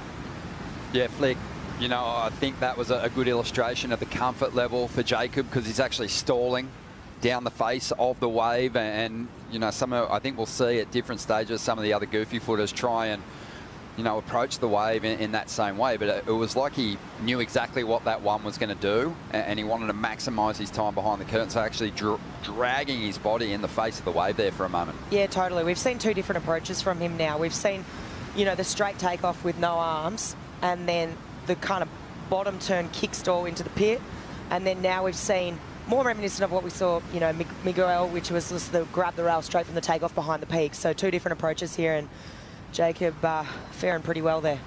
On the hunt for quarter-finalists as we move through the round of 16. The top half of the bracket is established. It's looking good, and so is this number for the local boy. Jacob Wilcox drops an excellent score, an 8.17. It's a strong number to put up against Zhao Chianca, who I think's got a really good opportunity here to show us just how strong he is in conditions like this. Seen a lot of great highlight clips of him surfing waves of consequence. Absolutely charges. But the local knowledge coming to the fore with that big number there, 8.17.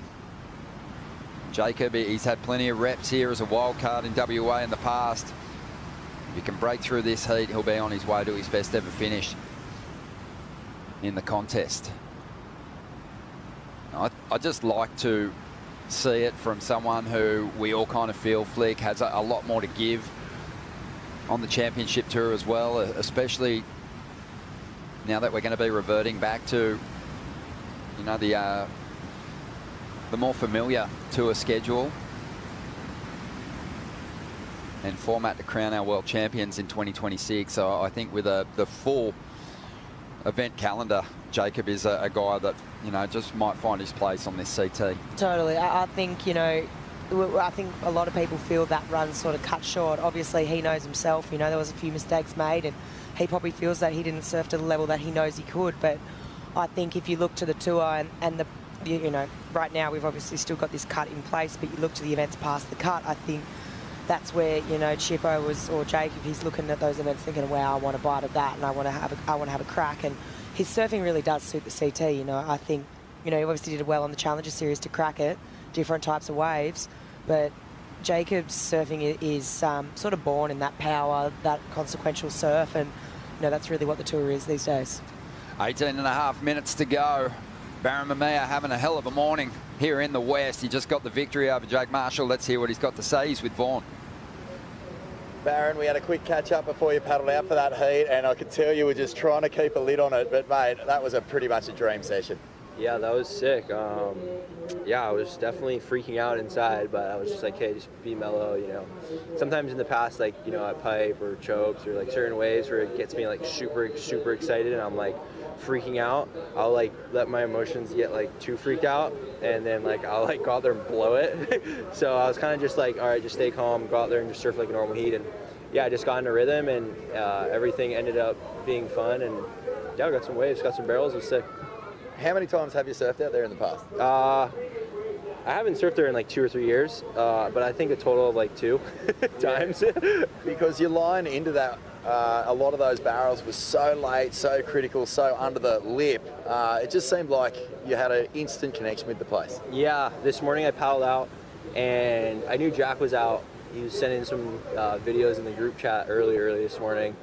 And I was like, okay, I'm going to go out there, I'm just going to watch him. So I sat in the channel and I just watched him the whole time for like an hour. And I was just like, kind of just like watching where he was taking off and what he was doing and stuff. And then, and the waves that he wanted. So once I did that, I was like, hey, I kind of got a good idea. Obviously, he's probably one of the best barrels out here, barrel riders out here. And wow, that wave was really sick. But yeah, I was stoked. Unreal, mate. Connor O'Leary up next. How are you going to approach this heat? Yeah, we'll probably be back at main break, I'm assuming. I don't know if we'll be able to get to it later today unless the wind stays good and it doesn't get too big. But yeah, I don't know. I'm just going to go out and surf, and everyone in the quarters is obviously really good, so just got to do my own game and hope for the best. Mate, thank you so much. It was a great show. We really enjoyed watching you enjoying yourself out there. Yeah, right on. Thank you so much. Appreciate it. That was Vaughan Blakey with Barron Mamiya, recorded a little earlier after Barron's big heat when he's onto the quarterfinals and he's starting to turn around that kind of nightmare trend that was happening for him, dipping down the rankings after a win in the first event. He'll be climbing a few rungs as we see Jacob Wilcox on the outside. Set Waves approaching the lineup here. 16 minutes remaining. A special guest joining us here in the booth. A 4-time CT winner, a winner here at Margaret River, and a local in these parts. He's just got in from the surf. Jake Patterson, how are you? Hello, Ron. Hello, Flick. How are you? Mate. What a day. Couldn't be happier. Can we just say it one more time? West is best? Yeah, mate. West is best. Mate, how was it out there? Bad luck with Kanoa, but it was always going to be a challenging heat, because what people don't realise about Connor O'Leary is he grew up surfing slabs, a lot of right-hand slabs, and he looked pretty comfortable. So does this guy, Jacob Wilcox, trying to back up that 8.17. That's a good-sized wave. Tidy little exit. But yeah, how is it out there? It's unbelievable. There's not a drop of water out of place, so it's a perfect day to surf the box. Yeah, it is dreamy, and some people might just get the barrels of their life out there today. 15 minutes to go. Jacob Wilcox on the backhand. Joao Chianca, obviously a hard-charging barrel rider. But how much is that local knowledge going to help him in this clash? A lot, mate. Have a look at this. He knows where to take off. He's surfed that here a bunch of times. I would hate to go surf out there for my very first time in a heat. There's no one. There's no crowd there to line yourself up with. No one there to show you where to take off or anything. So to paddle out in your heat, there's no one out, and off you go. Like, pretty heavy. It's so crazy. I mean, this one, the height of this one is probably one of the bigger ones we've seen someone take off on. Just perfect positioning. You just see that local knowledge is just illustrated so perfectly. Okay, maybe not the deepest, but seriously wide. This thing's a cavern. I mean, look how well he threads this section. It's not an easy bit of water to read right here. Look at that kind of how high he gets tucked up there. Perfect read. He's going to back up the 817 nicely and apply some serious pressure to Joao now. We've seen a couple of good rides from the Goofies today, but we haven't seen that kind of comfort. Just the stalling, Jake. You know, you just don't see that too often, and also the read coming out of the barrel there, because there is, you know, the drop. That's the first big challenge. But just surviving that isn't enough here at the box, is it? Yeah, well, if you know what you're doing out there, you don't really even need to take the drop. If you take off deep enough and come from behind it, so he knows what he's doing, and he's one of the best backhand riders at North Point, or all the heavy slab waves around here on his backhand. So he's feeling right at home, as you can see. Mate, I swear I heard you a couple of times from here. What are we? We've got to be over a K away from the actual the lineup here, but I know your energy levels are at an all-time high at the moment. You love it when the West turns on a good show for all the visitors. What's the energy like amongst the competitors out there? Oh, it was really weird, because we're waiting on the call this morning. We were at the ramp with you know, Taj and I share a jet ski, so we had that ready to go, and we're just waiting, going, what are they going to do? What are they going to do? And they obviously pulled the go button for the box, which is so good to see. I mean, why have the backup place if they're not going to use it, right? Yeah. That's what people want to see. People in death-defying slabs. Yeah. And often, you know, it's talked about around the event site, but you do need certain conditions to get a good round of competition underway at the box, don't you? Oh, you do. You really do. Like yesterday, there was a couple of crazy ones. Looks like Jacob having a little sniff at this one. Yeah, he's just looking to up the requirement here. 4.33 for that last one. Not the deepest tube, still very technical, but he'll be happy with that, because it's forced Joao to chase down 2 rides to get himself into the lead here. Yeah, so the box likes a really straight swell, so it doesn't get that little capping on the end of the barrel. He goes, Joao, look, see how easy that takeoff was? Yeah, makes it look even easier than it is, but again, like we said before, the first hurdle is getting yourself into the tube, but it's not like a lot of the other barrels. You know, probably the toughest tube on the schedule, other than this one, would be backdoor pipe.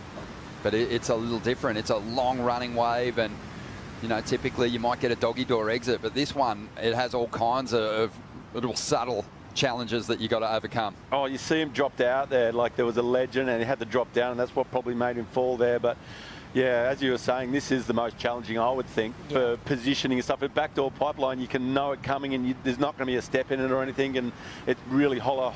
And out here, you've got to be behind it and have balls of steel. I'm allowed to say that? Absolutely. To drive into the barrel from behind it. So it's I'm excited. I mean, Jack would be kicking himself.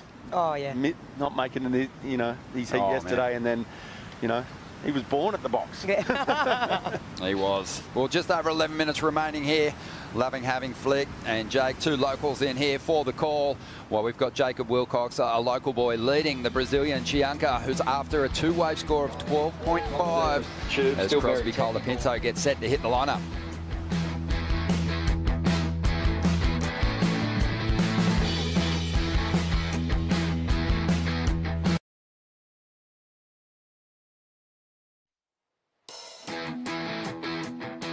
Let's get caught up on the highlights from a magic morning here at stock number 7. Colapinto Magic dropping some big scores and pulling this magic ride out of the bag, Jake Patterson.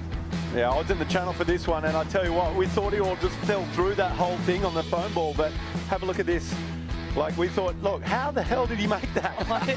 He didn't air in the tube. He has no right to be still on his surfboard, but look at that. That's the highest scoring wave of the day, is it? Yeah, so far.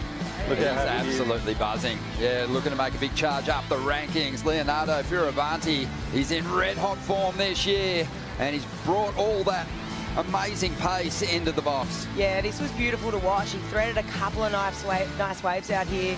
Miggy gave him a run for his money, though, so it's going to feel good for Leo, though. Thread a couple of tubes early in the morning. Connor O'Leary up against Kanoa Igarashi. He loves these kind of conditions. He looked right at home here, Snake. Yeah, I was out in the water, obviously, because he was against Kanoa, and yeah, that was probably the easiest wave of the whole heat. There was a lot of hard ones. Kanoa had a couple of dig it, a couple of crazy ones, but didn't come out, and that was the difference right there, that wave. So good job, Connor. Yeah, Connor making his charge up the rankings as well. But what about this guy, Baron Mamiya? We knew he'd be deadly. He was up against Jake Marshall. His eyes lit up when the call was made to go to the box, and he made full use of this lineup. It was crazy. He's got all the time in the world, right? He makes it look one of the most compressed, quickest takeoffs, and he makes it look so easy. It's like it's in slow motion. One of the best barrel riders in the world in my eyes. Yeah. So he was right at home. Unbelievable stuff, and we're going to get plenty more highlights out of this day. 7.5 minutes remaining here. Jacob Wilcox, the 27-year-old who grew up in this region and exploring this coastline, which is just what you do here as a local, Snake. Oh, yeah. Don't say too much. Yeah, I was just about to say. Here we go. Here he is goes again. Fading nicely, getting himself some cover here. His last wave of 4.33. Just wants to keep upping the requirement here for Chianca. I think that was a bit of a tactical move to keep Joel off that wave, so he's not even in the heat. He's still in combo land, so take every opportunity with 7 minutes to go. He still needs 2 waves, but I tell you what, the box, you can turn a heat around in 2 minutes flat. It's a big difference, isn't it? And main break, it's really difficult to turn a heat, especially if you're comboed and there's only 5 minutes on the clock. It can be achieved here as we see the replay. Oh, just perfect positioning again. Just really trying to maximise the time. The Chibi's playing with it really there, like using his arm to stall. Pretty fun, 2.47. Right. Take your life in your hand for 2.47. Yeah, it's, hyper critical, the judging at this venue, because it's such a short, intense ride. So, they've got a lot to take in, Jake, in a small amount of space. Yeah, depth is the key for out there. Take off behind it and shoot through the whole barrel. And the box, they call it box for a reason because it's so square. So it's going to hold open for you. It's just, as I said, yeah, balls of steel. You got to be able to do it and drive through it. Let's have a look at the scoring criteria at Snake and just speak to us about that first note there, commitment and difficulty. Yeah, but to be honest, the deeper you take off, the easier it is. So, but the deeper you're going to be. So, if you take off in the middle of the box, it's so heavy. You don't want to be taken off in the middle. So, it says take off and then do tube depth. So, it kind of all mixes into one to get a big score out there. Yeah, and then the wave kind of dictates, how technical it's going to get as you go down the line. You're actually probably in competition not wanting the wave to be too perfect and have a big open exit that people just assume you're always going to come out of. The ones like Griff's are the ones that you want to get. Exactly the example I was going to bring up, because he fell through that thing and it made it like more dramatic, obviously. But if he had to come flying out, he's getting a 6 or a 6.5. But because of what happened, he gets a 9. Yeah, it's the funny thing, right? It's the ones with the easy entries, almost like, oh, that wasn't so technical. Yeah. And it's like, oh, well, we're not going to throw such a high score, but that's kind of where you want to be in a position to have the best, like, longest tube, right? But those ones that kind of are real ugly, that more come from that southwest angle, not so much straight on. Yep. If you can stick that drop and thread it, like, it's ugly, but brings the dramatic element to it, and I think that's where look, it's scary throwing yourself over that ledge, but that's where a big score is going to come from. I felt like Leonardo against Miggy Pupo. He was positioned when Miggy was sitting deep, looking for obviously on his backhand, nice easy entry, like you said. Leo found himself under the apex of the peak and still stuck some pretty impressive drops. Didn't get particularly deep, but as a result was able to wrangle some scores out of the wave, and here we go. Well, he's going to get himself out of combo, Lan. Chianca will break combination with that ride. And that was the first goal, really, with just 4 minutes remaining.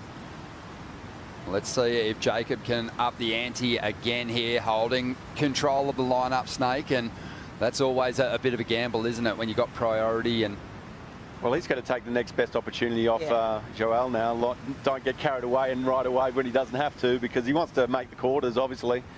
Well, Chianca's making a move here on the inside. Well positioned, deep. Can he come through this curtain? He won't punch his way through. As we were saying, a 2-minute heat, he can go bang, bang. All the best ones I saw this morning, no one was on, because there's some gnarly ones, but, you know, Jack probably would have been on him, but I didn't see he was getting out of the water when I got out there on the skis. So such a fun change-up. Flick and I were talking about it before, when you consider the schedule and all the locations we have on the tour. There is no slab. No, there's not. It's so unique to get a day of competition out here. Well, you think Tahiti's kind of like a slab, but it's not quite like this. I'll say that's a nice little score. That should be, shouldn't it? They still haven't scored this one yet. But yeah, and then you go to pipe. So there you're closest to, I would think. But you could think of Snapper Rocks behind the rock. Could be a little bit of a slab as well. True.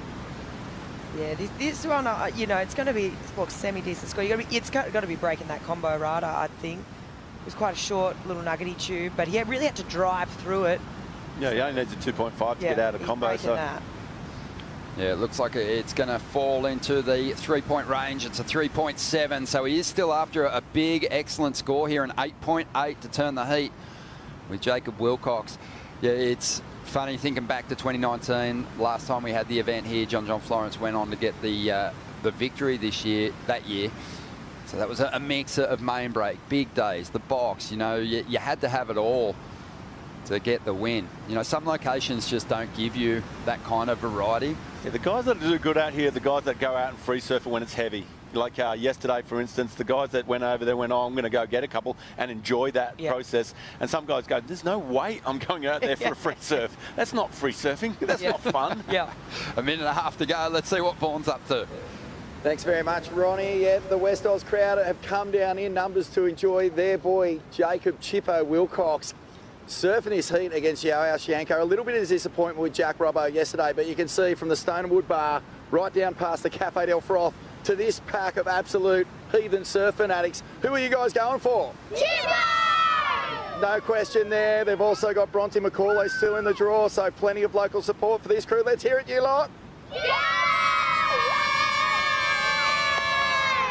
Yeah, the crowd went pretty quiet yesterday afternoon when Jack fell out of the mix. But Jacob's still well and truly alive here, in a great position. 45 seconds to go, and with the priority, Jake. Yeah, this is great for the local boy. I'm stoked. Yeah, because he's been beat up as a CT campaigner. I think his best result on the championship tour came as a wild card down at Bells. He cracked the quarterfinals down there one year, but so many wild card opportunities in this event that he hasn't been able to convert into that big surprise story. But already doing some great work here, but he's Still going to alive. throw priority away here in the final stages, and this could be dangerous with a good set. Standing up on the outside, Chianca. He's well positioned, deep, takes off, locks in. Will he punch his way through this one? It looks like it clamped pretty heavily on the end of the ride there. Wow, what an opportunity though. Wow. And bad luck there for the Brazilian, but you know, I think for a lot of those heats, the regular footers, you'd given the advantage, but you had to give it to the local boy in this instance. Oh, wow. that wasn't going to be the score anyway, I don't think, even if he came out. But wow, how exciting is this stuff? He became one with the wave. But he was chasing an excellent score, and even if he'd punched his way through that curtain there, there may have been a question mark on it. Just that wall tapering pretty quickly. So a big heat win here for Jacob Wilcox, and he's going to continue his march. Another big wildcard story. He won through the trials to get this opportunity, and he's taking on some of the biggest names in the sport to stay alive and get himself into the quarterfinals here. Joe Chianca, he's made a move up the rankings, and he'll be on the CT for the rest of this year and into 2026. We'll take a quick break. When we return, there is a battle to get above the cut line going down between Jackson Bunch and Crosby Colapinto.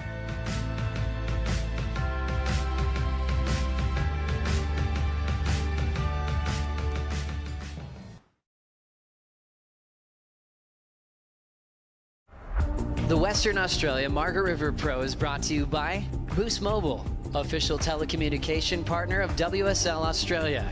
By Bond University, your ambition belongs here. By Hydrolite, official oral rehydration partner of WSL Australia. And by Rusty, official apparel of the Western Australia Margaret River Pro. Well, there is so much on the line here as these two meet in head-to-head competition for the first time on the championship tour. Jackson Bunch up against Crosby Colapinto. The winner of this heat makes the cut. The other is relegated to the Challenger Series and will be heading for Newcastle early next month. This is an intense one. 32 minutes on the clock. No waves ridden just yet. Ronnie Blakey with Felicity Parmentier, and Jake Patterson joins us too. Griffin Colapinto will be watching this one nervously. He's already made that amazing charge up the ranks in the past few events. But his little bro, who missed the first couple of contests, has done so well just to give himself this opportunity. But Jackson Bunch, no easy beat. He's been looking really good through the GWM Aussie treble. Flick? Oh, this is really tough, right? It's literally sudden death right now. It's a death match. It's a bloodbath out there, and these guys are going to go hard. I mean, you saw how fired up Cros was yesterday. Jackson doesn't want to lose his place, and here he goes. Jackson Bunch surfing the box for just the second time. Got out there this morning. Not sure if he got any waves, but he gets one pretty quickly in the opening stages of this round of 16 heat. Right behind him, Crosby Colapinto deep in the tube. And just gets to the mouth of the pit, but can't stay on his feet. I want to see the water angle of that one. It looked like he was really deep, but a bigger wave. You got to be really careful. It's very dangerous. It's there's like a big slab where the wave sucks up and barrels, and then there's a deep part, but then just past the deep part is all these pinnacles of rocks underneath. So if you get wiped out twice, up and over, you are in a bit of trouble. No, that's not going to count, wouldn't think. Well, it'll count. It won't be a big score, just not deep enough on that occasion. You just got to be thinking, though, I mean, you mentioned it before, Ron. I mean, this is probably potentially his first wave ever out here at the box. So he's going to be figuring it out on the fly. Obviously, we know Cros has spent a lot of time out here. He loves it. And, I mean, look how early he got into this one. It's just beautiful, but this thing just... Let's see what happens here. Looks like he's right on that foam boil, super deep, and then just gets a bit crunched here. Oh, he had it. Look. Wow, he was close. Oh, he went up and over. Have a look. Yeah. He's in the lip. Yeah, that was really close to being a big number. It was a gaping cave that he found himself in the guts of. But Jake, at this level, how quickly can the surfers adapt to the conditions? And what do you think Jackson will learn from that first ride? just a 2.17 for him. Oh, he's definitely going to need a bigger wave and take off. He was in the right spot. He just needs a bigger wave. And, you know, coming from Hawaii, he's really good at pipe, backdoor, all those slabby waves. So, you know, I'm expecting a good performance from him. Here we go. Having a look here. That one that you can see just kind of starting to cap on the shoulder. That's one of the indicators that the surfers are looking for, to whether that wave's actually going to hold open enough to get an exit. But just low scoring numbers, and really this heat hasn't actually started just yet. Priorities with Jackson. Positioning is the key for out at the box. It's like these guys, when you're out there, like all the jet skis are getting sucked out to sea, but when you're sitting at the box, it sucks you in. So as you'll see, all these guys are always paddling out and having to swing late. So all the good guys know where to sit, and they're already having to paddle in and not out and then swing, which is crucial. You don't want to be taken off under the lip out there. We've been talking just about some of the trailblazers who first got out here and gave this wave a serious dig, Snake. But who are the guys or the names that have established themselves as the best out here at the box? Well, Jack, it's first one for me, and then it goes Kelly loves getting over there. Josh Kerr, back in the day, Andy, John, he loved it, didn't he? Like, he was one of those guys that, you know, the main breakout coming in from his heat and goes, take me to the box. So, yeah, there's a kind of list of guys that really, like, as I was saying earlier, like, want to go and surf it, and there's a whole bunch of guys that do go, no thanks. Mainly the goofy footers. Yeah. Oh no, Corey Lopez back in the day, he loved it. Yeah, there was a kind of a crew of Americans who just relished the opportunity to get over here and probably almost threw their heats at main break to go free surfing. I wouldn't think so. Look at the size of this one out the back. Come on, see it, boys. Get out there. Oh, look, I don't think they're going to be in position. 27.5 minutes to go. Not a whole lot in that opening exchange. Low numbers for both competitors with so much on the line. So this is what I mean. Wow. Like, exactly what I was just saying. Yeah. It sucks you in, and then like that was a perfect one. Wasn't even hard. That was amazing. Well, both these guys really just have one big result from earlier this season that they're counting on. As we see Jackson well positioned, takes off, tucks under. Oh. But again, that wave, it just didn't have enough time behind the curtain for him. Slaps him down. And priority's going to be with Crosby. I mentioned their results earlier in the season. El Salvador, Crosby, quick return after breaking his elbow to get himself that semi-final. But since then, a couple of 17ths. Jackson had a quarter-final finish over in Abu Dhabi. But other than that, it's been all 17ths. So they're sitting mid-20s at the moment on the live rankings. One of them's going to make a jump into the top 22 with the victory here. So scores coming through, another throwaway there for Jackson. And we'll see how Crosby responds with this priority in just a moment. Just on 26 minutes remaining. And Vaughan, you were down amongst the local crowd. They were right behind Wilcox in that last heat. You just got the job done. He sure did, Chippo, mate. This is not only your best result here at the Margaret River Pro, but, mate, also your first heat out the box. You looked completely comfortable out there.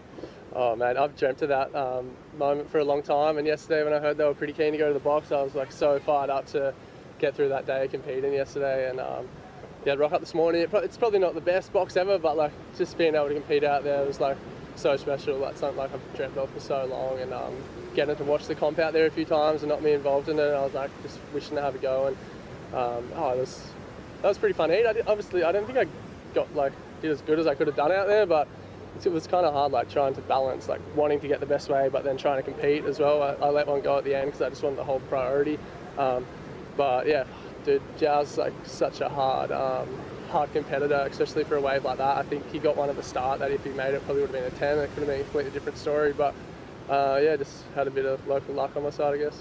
It's such a short, intense, thundering little pit. What's your sort of tactic out there? How do you sort of choose your line and which wave are you looking for? On the back end, I'm just kind of looking for something that's going to let me in, just like a tiny little lump that's just going to get me into it enough. Because as soon as you disconnect from your board out there on your backside, it's like really hard to gain the traction again and get through the barrel.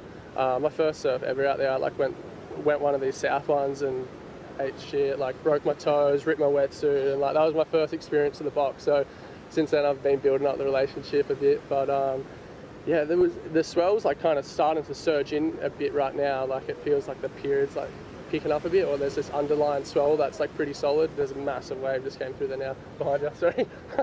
All good, mate. All good. Look, you know, your career, it's had highs, it's had lows, it's been here and there, but this is a real opportunity for you to really flex some muscle at your home break, at your home event. You must be absolutely stoked to be through into the quarters. Yeah, I feel like it has had some ups and downs, but like it's so character building, and I feel like I've always fallen in love with that side of it, is all the ups and the downs. It's like, so it makes you just resilient and makes you want to keep pushing. And yeah, I'm super motivated for this year. Like I feel like I've had 6 months off, probably no competing, so getting to come back now, compete at home, like it's the perfect warm-up for the year to come. It is, mate. Well, this whole crowd is well and truly behind you, and we wish you all the very best for the rest of this event. Thanks, mate. Nothing. Yeah, Jacob Wilcox, you know, we just haven't seen it from him in competition, but his edits are incredible. Default, Into Dust, those movie projects he's worked on have been amazing. Probably the most barrel man in the West. So that's a big call, actually. There's a lot of people over here getting barreled every day, especially when Jacob's off chasing event results. But up north, he's just logged some incredible tube time and showing that he can be a major threat, whether at main break or here at the box. Through to that next round with the local crowd right behind him. Out there in the lineup at the moment, things remain the same. 23 minutes to go. We know the winner of this heat will jump ahead of Matty McGilvray, who is going to be relegated to the Challenger Series, holding on to 22nd position. But it's a short-term lease that he's got. He'll be sitting there for just over 22 minutes before one of these two surfers makes the jump. Crosby Colapinto missed the first two events. That's kind of what's most impressive about his return to competition. He's already just jumped ahead of Jackson slightly.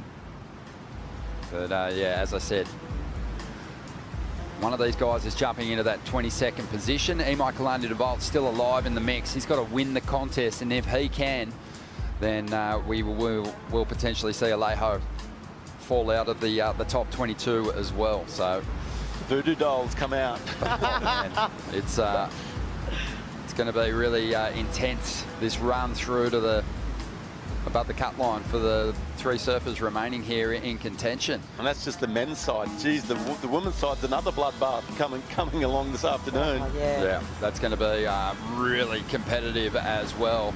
Lakey Peterson, Sally Fitzgibbon still alive in the contest, sitting 14th and 15th, campaigning for a place above the cut line, obviously, but we know there's a bit more to that story for the women with the expansion of the ladies' ranks next year. 21.5 minutes to go, some movement here. Crosby's got the priority, looking to get himself into position for this one. He'll commit. Let's see if he can find the exit. Ducks under the lip. It's cascading in a big way, and he finds his way through it. This will be the best number of the heat so far. It's been a bit of a slow start for this one, just throwaway scores up until now. Yeah, that's going to feel good for Crosby. You know, the time's chewing down, and he just needs to stick something. He had that one swing before, and that thing could have been a really giant score. But just to connect, to come out of one, still heaps of time on the clock, put a bit more pressure on Jackson. Yeah, it's going to feel good for him. Yeah, psychologically, he's done so well just to get himself back into a position to contend this year, Jake. It was a bad break, required surgery to his elbow, hitting the reef over on the North Shore before the first event got underway. And yeah, it was unfortunate. It's not back to full strength just yet. He still wears a bit of strapping, but he's constantly convincing himself that he is 100%. He's pretty good with his golf swing.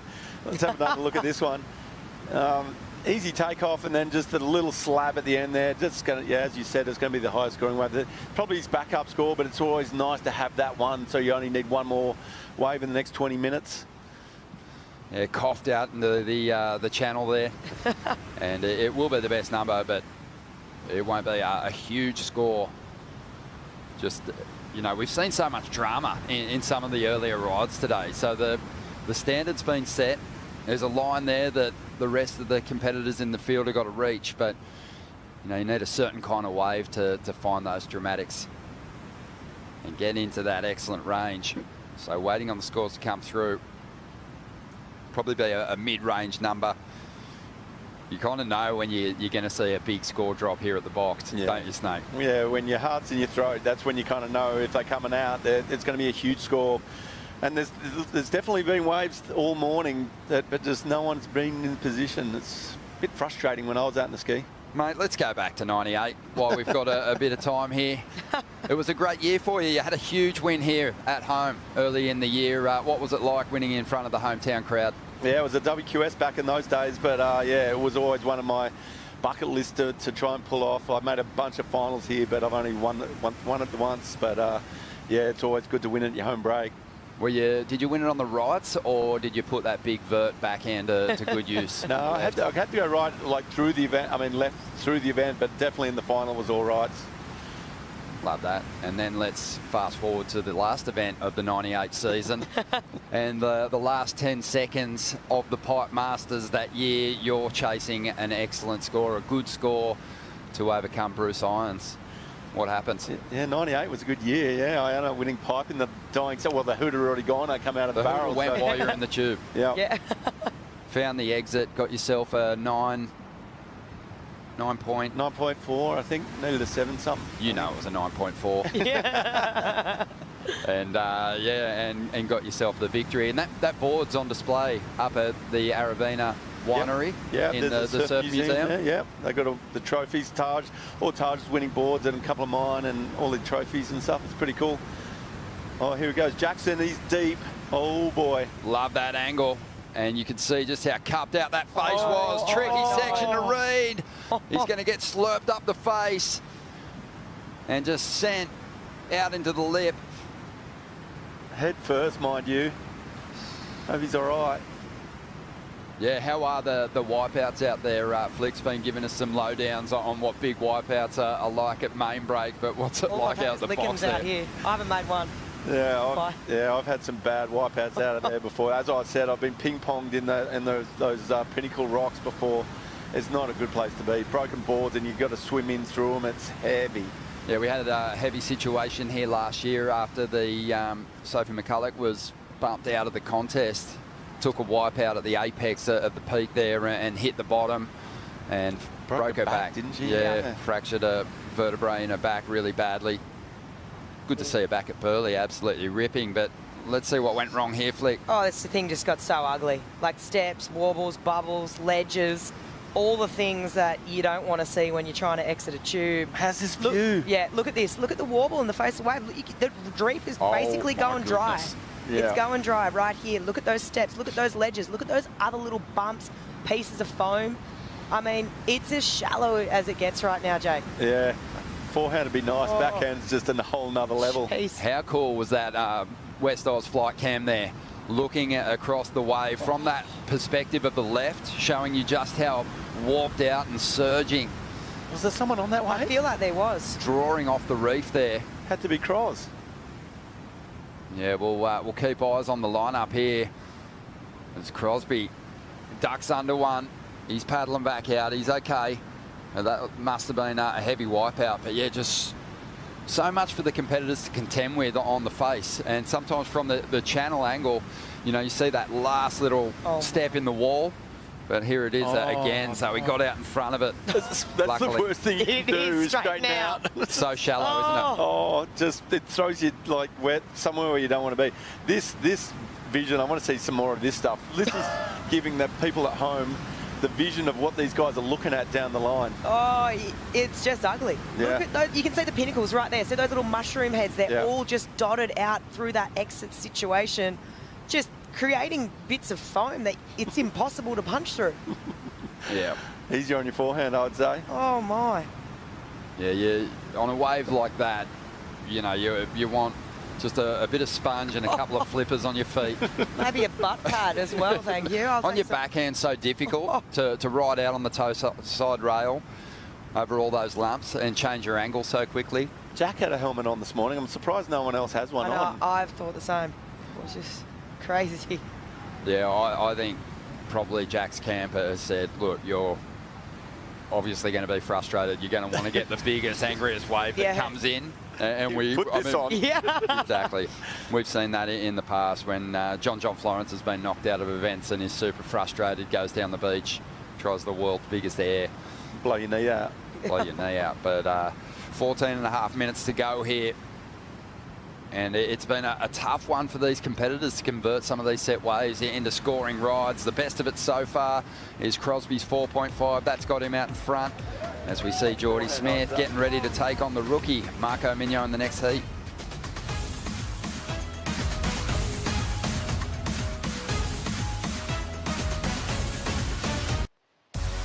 Welcome back to the show. 12 and a half minutes remaining in Heat 6, but we're winding back the clock. 2015, a 10-point ride for Owen Wright. Have a look at the size of this one. You could drive a bus through that. That thing is an absolute cavern.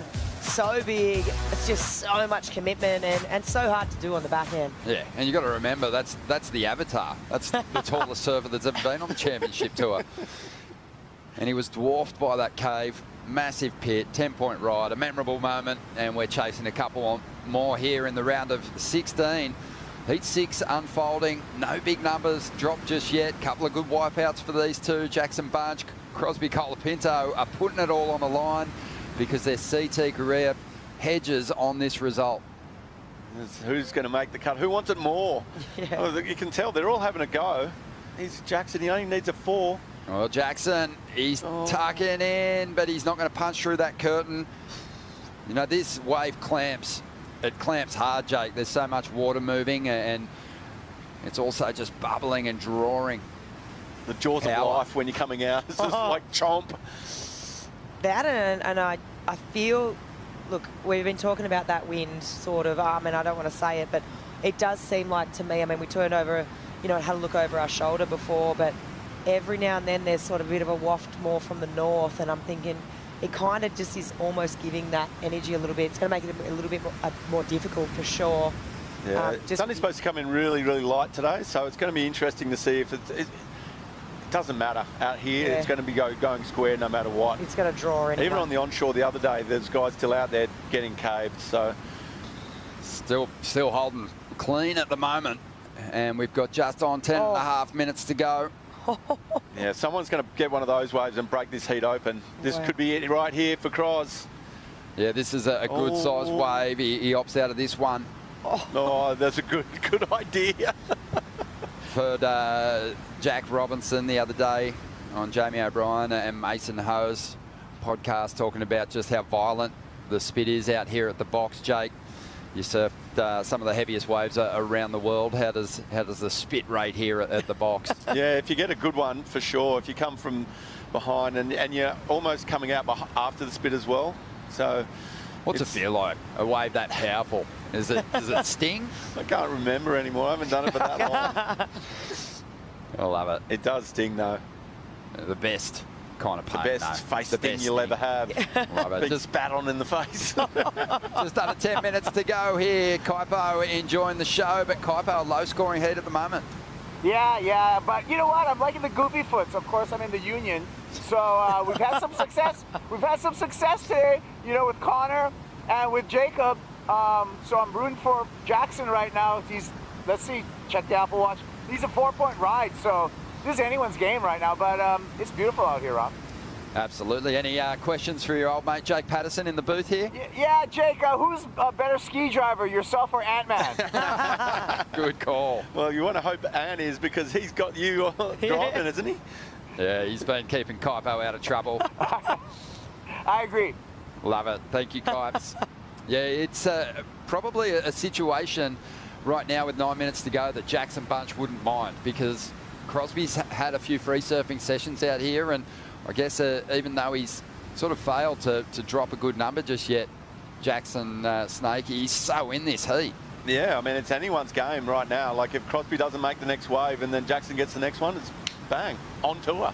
It's kind of a heavy situation for these guys, but as I was saying, that I still think they're sitting in too close.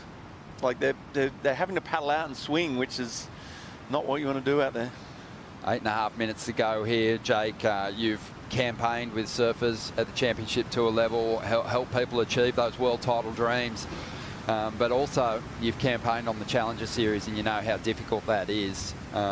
Jackson, Crosby, they both managed to fight their way through, but it did take Crosby a bit of time to figure out the the key to success on the challenges. It's not easy, is it? It's not. It's like there's not enough events, I don't think. It's like there's only 5 events this year. So if you get on a little run, it can be like a walk in the park. But if you're grinding and you don't start off very well, it's really tough. Really difficult. And for these surfers that have demonstrated just what they can do in world-class waves, you know, it can be a real adjustment that's required when you get back to, you know, some less ideal conditions. Geordie Smith getting prepped to hit this lineup. He is looking good on the rankings. The live ladder, he's already moved up in the 2nd spot. Has an opportunity with a big result here in Margaret River to seize the yellow jersey. Wow. And how big would that be as the longest serving member on the CT these days? That'd be huge. And this is his chance, isn't it? He looks happy, doesn't he? He's just always happy. He's been here, been there, done that. Like he's been to the puppet show, seen the strings. He goes, there's nothing that rattles him these days. We're going to see if the box rattles him though, I guess. Yeah. He's had some reps out here before. He'll give it a good nudge. 7 minutes to go, time ticking down. It'd be a massive blow to Jackson Bunch's chances of surviving this heat and staying on tour if Crosby can convert on this priority when the next sets roll in, because there won't be a lot of time to recover. Yeah, definitely not. It's I mean, as a surfer and as a competitor, you're sitting out there and this is nervous times, right? I mean, but you can't ask for more as a spectator watching it like this. But, you know, it's all going to come down to this last exchange. You're thinking 6.5 minutes on a clock. I mean, there's kind of like a couple of little lines maybe here. Well, they just don't need much score. No, like, so small. You know, Cross is dropping a 1. Yeah, Crosby's going to make his move here, use his priority. It's a late drop under the lip, does extremely well. But he's not going to find his way through. The gut's dropping out of that wave and he can't get the exit. And Griffin, he is riding the emotion at the moment.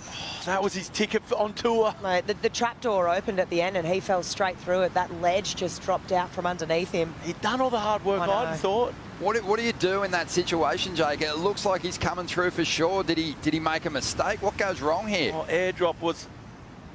Oh, it did. It squared up on him. That ledge nosedived. It just dropped out and the nose just peaked. Yep. There's not much you can do. I mean, look, far out. right there. Oh. You're blind, right? So you don't see the step coming, but you know, that Jack Robinson, John Florence, they kind of know it's there. So how do you distribute your weight? What's the best plan of attack in this situation? I don't know. Just hang on. I guess having a shorter board maybe, because if he was up on the nose of his board a little bit more, it wouldn't have like nosedived, like, picked on it. So, geez, that was heavy. Oh, the boys, Griff felt that one. He might better. He might better the 1.67 just slightly, but it won't really matter. And it's, you know, a failed opportunity to convert a big number, which would have applied so much pressure to Jackson, and, you know, maybe seen Crosby back onto the CT for the back half of the year. Now this is really anyone's. And Jackson's going to make a move and go after the lead here. Needs a 4.37, stalls, grabs the rail. Doesn't really get the cover. That's not what he needs. That was a mistake. Had priority and 5 minutes to go. Had to like invest into like a throaty one to see. He went for the 4. Well, the door of opportunity, it's a saloon door. It's swinging both ways at the moment, and no one's been able to convert. It really felt like Crosby had the opportunity there to shut the heat down in a lot of ways. And now he's again going to be holding priority and have to convert on his next ride to put it out of reach for Jackson. Still got the benefit though of that 4.5, and it means that Jackson's already having to make up more than 2 points on his next ride. Who wants it more? There's some pressure there, isn't there? And you kind of wonder without that much on the line whether Crosby rides through that last barrel or the moment's getting the better of him. No, I don't reckon. He'd done all the hard work, the airdrop, and then locked into the barrel. It's just that went so square on him that the nose just dug in. Yeah, it's like a rugby player making a break and the try line's right there and they just get tackled just short of the line. That was a real missed opportunity there for Crosby. Jackson, you can see his inexperience in the lineup on show a little bit. No, he's giving it a go. He's having a crack at some waves, but he's just not getting deep enough in the tube to convert any of those rides into a solid score at the moment. It's so hard also, just to speak to what you're saying, Jake, your first time out here really, maybe this morning in the free surf, for half an hour before the comp goats called on, but the free surfs are where you judge, okay, that person took off here, this is where I would want to be on my backhand, blah, blah, blah. But right now, there's no one out there for a reference, you know, like even on, to your point again, Jake, how far out to sit, where to be, you know, like not taking off underneath it, it's really tricky. You know what I found interesting? Baron Mamia's take on this morning and his free surf. It wasn't about surfing. He just watched Jack Robinson for an hour and just watched his line, watched his positioning. Didn't want to hurt himself, obviously, because that's what can happen easily if you've got a heat coming up. But it worked for him. Sometimes, you know, you could probably learn more potentially sitting there watching someone so good at a location, the GOAT at the location, attack that wave as opposed to just sort of trying to figure out where you're going to sit yourself. But this is an intense moment here. 1 minute and 45 seconds to go. And someone's CT career for this run is going to come to an end, and they're going to be back on the Challenger Series. It's a 4.37 required for Bunch. Crosby Colapinto with priority and with control. He'd just be so happy to drop another 4 at this point. Oh. He's going to take it off Jackson and then move through onto the tour. Okay, there's something standing up on the outside here. The surfers looking to get themselves in a position. It is not a huge wave, but Crosby's going to have to go. And he's going to tuck in, get some cover.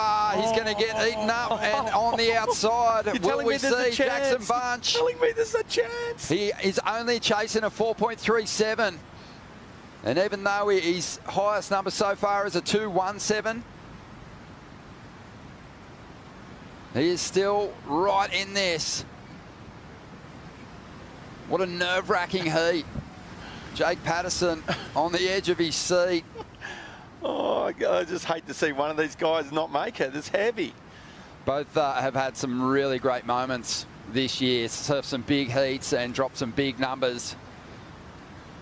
But inconsistency, and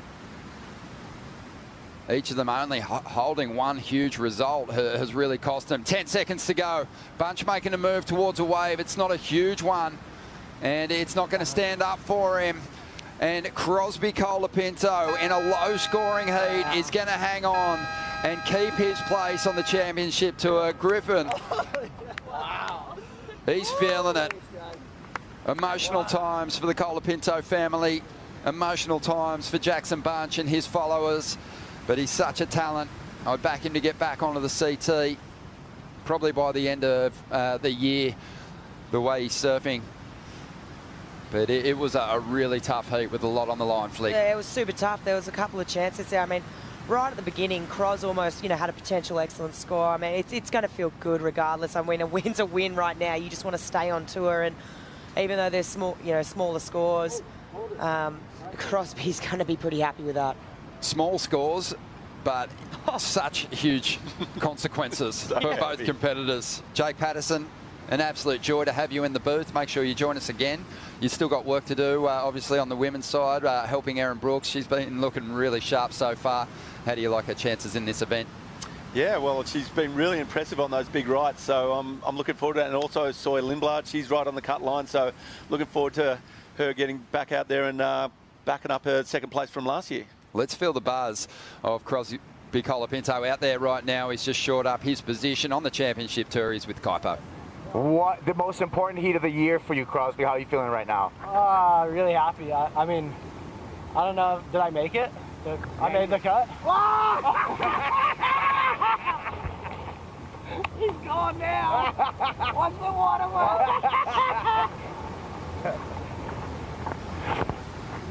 What? Come on, I want to hear the news. You just got the news. Now what are you feeling? just emotions, you know, like, then like a wild start to the year, like, broke my elbow in Hawaii and just super challenged, got a semis and I was right there, and then just came here and lost first round both the events. So just coming in here with like a lot of belief and being able to do it and, you know, create that story to make it happen is just super cool. So super happy. Well, congratulations, enjoy the moment. Thank you, Kaipo, and just great to feel that emotion. You know, as I said, emotional round in that one. Someone was losing their CT spot and someone was getting it back. Crosby doing just enough, a low-scoring heat, but you can see what it means to him. Just a terrible start to the year for him, breaking his elbow. And congratulations to him getting the job done there. Well, I mean, it's everything, right? It's the back half of this year. It's all the next year. Next year's shaping up to be really good. So this is more than, I just feel like it means more than any other cut. It's big time right now. It's heavy. A year and a half more of pro surfing you got. It felt like the quality waves really slowed down there, Jake, in that heat. There was a lot of opportunity just for the competitors. But at the same time, each of those waves kind of clamped up towards the end, and the decision's been made to go on hold for a moment. So we're going to have a Stone and Wood update show. We'll be running through some of the big results, mate. So we'll let you go up to the Stone and Wood bar and get yourself set up. But we'll give everyone an update on what's coming your way here. A beautiful Wednesday in the West. We're loving our time here. Stick around for the Stone and Wood update show with Joe, Rich and Jesse Starling.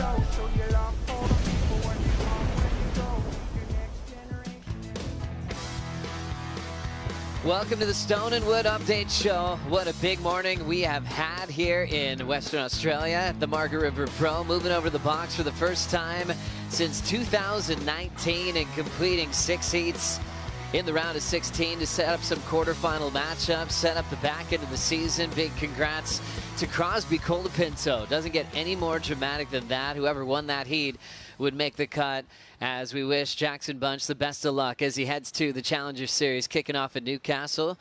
Joe Turpel, Jesse Starling, and Richie Lovett here for the Stone and Wood Update Show right now. Event staff's making plans to shift things over to main break. We'll keep you posted on those times. But Jesse, gosh, there was so much emotion this morning. Some big barrels that went down, some huge wipeouts. My cup is full. We got to run at the slab once again. Oh, my cup is full too, Joe, and I feel like we've all been itching for this for such a long time now. We've always talked about moving over there, but the conditions just haven't been quite right this morning.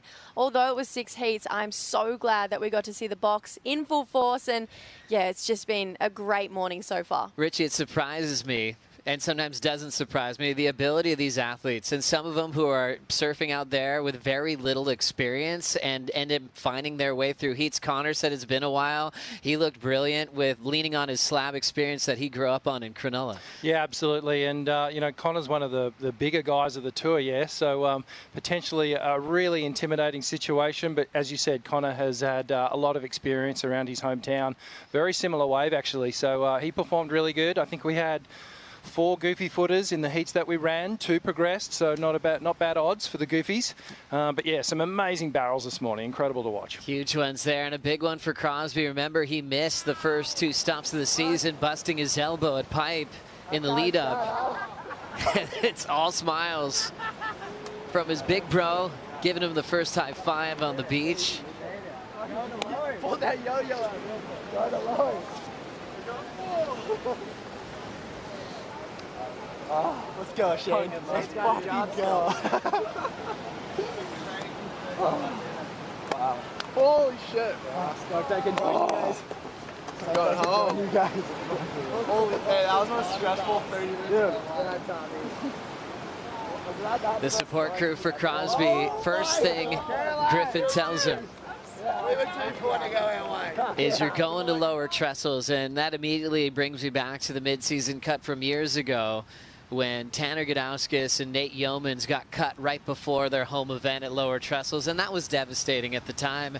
You know, when you've got your home break on tour, you want to be there. You don't want to see the rest of the tour go on without you. Joao's had to deal with that at the cut when everyone went to Saquarema. He almost didn't even feel comfortable with the wild card. So for Crosby, he's going to have his locker ready to go in the Red Bull Athlete Zone, and he's going to be supported by the hometown crowd in San Clemente. Oh, we've been talking about it every stop, even along the Aussie treble, the wild cards and being at your home place, and the story of, you know, Jack Robbo winning here, or if we saw, you know, every year we saw Mick down at Snapper. It is that repetition of we want to see the locals at their spot and they want to be there. So I think Crosby making the cut, talking to Cole the other day, that was a massive driver for him, and I feel like it's the same thing for Crosby and that entire group of San Clemente boys. So bring on trestles. Well, Griffin was pretty stressed watching his brother surfing for his career on tour, but he set the pace this morning. First heat of the day at the box against Mikey McDonough, and it really was one-sided. Griff had some unbelievable moments in this one. Yeah, it, pretty much from the first wave, Griff took control of this heat. You can see beautiful tube ride there, just gets absolutely spat out. And one of the most remarkable tube rides I think I've ever seen in competition. He got a couple of airdrops as well, just launching out of the lip there. And then he took off on this thing and caught an edge, backdoored it, got his line set. The thing spat to eternity, and then Griffin somehow emerged from the foam. And he even said in the post-hit interview, he was baffled, totally baffled how he actually made that. And that one is one for the ages. A 9-point ride with a 7. Yep, we'll be watching that replay for a very long time. Look at his face. Pure stoke, just relying on his ability, where guys like himself, guys like Barron just seem to have more time comboing Mikey McDonough. Mikey had some great heats at main break, made a big dent in this contest. Can't wait to see more of him throughout the Challenger Series, but Colapinto separated himself from the rest, and an unbelievable show at the box. I think we heard gasps from all around the world this morning when we saw Griffin in the water. That 9, I can't get past it. That was magic. I really don't know how he pulled off that wave, and you even watch him from the side angle. He kind of floats his arms back like, okay, he's out of this, and I wrote him off in my head, and next minute the spit goes, and then here comes Griffin out of it. I was like, oh. Yeah, we all wrote him off. Good morning. We all just were like, what? We couldn't believe that he emerged out of that foam. And yeah, that was Mikey McDonough's very first surf out of the box as well. So to your point, Joe, just goes to show you, like, the Colapinto brothers, they park it out there. As soon as it's on, any spare moment they you know, hit the box, and it showed today. Experience. It shows big time. The guys that actually will with this wave out there this morning, you expect him to do well in wave board that he won pipe on. You want to keep that intact. Louis Egan was like, come on in, come on in. There was about a minute left, and Barron started taking small ones and getting kind of blown up at the end, and Luke's like, okay, you've got this one sewn up. Let's move on. Yeah, absolutely. But you can't stop a surfer from having fun. You're faced with like perfect little, you know, nuggety barrels. Of course you're going to want to dig into it, but Barron was, he was on another level of comfort out there compared to everyone else today. Just taking off under the lip, deeper, and he just looked so at home. I just love when surfers with that skill set like Griff, like Barron in these back-to-back highlight reels get to use it and show it off. It's another level that they're on. Yeah. And sometimes it's really obvious in heats at the box, and they're able to showcase it, really elevating the impact of this event in WA.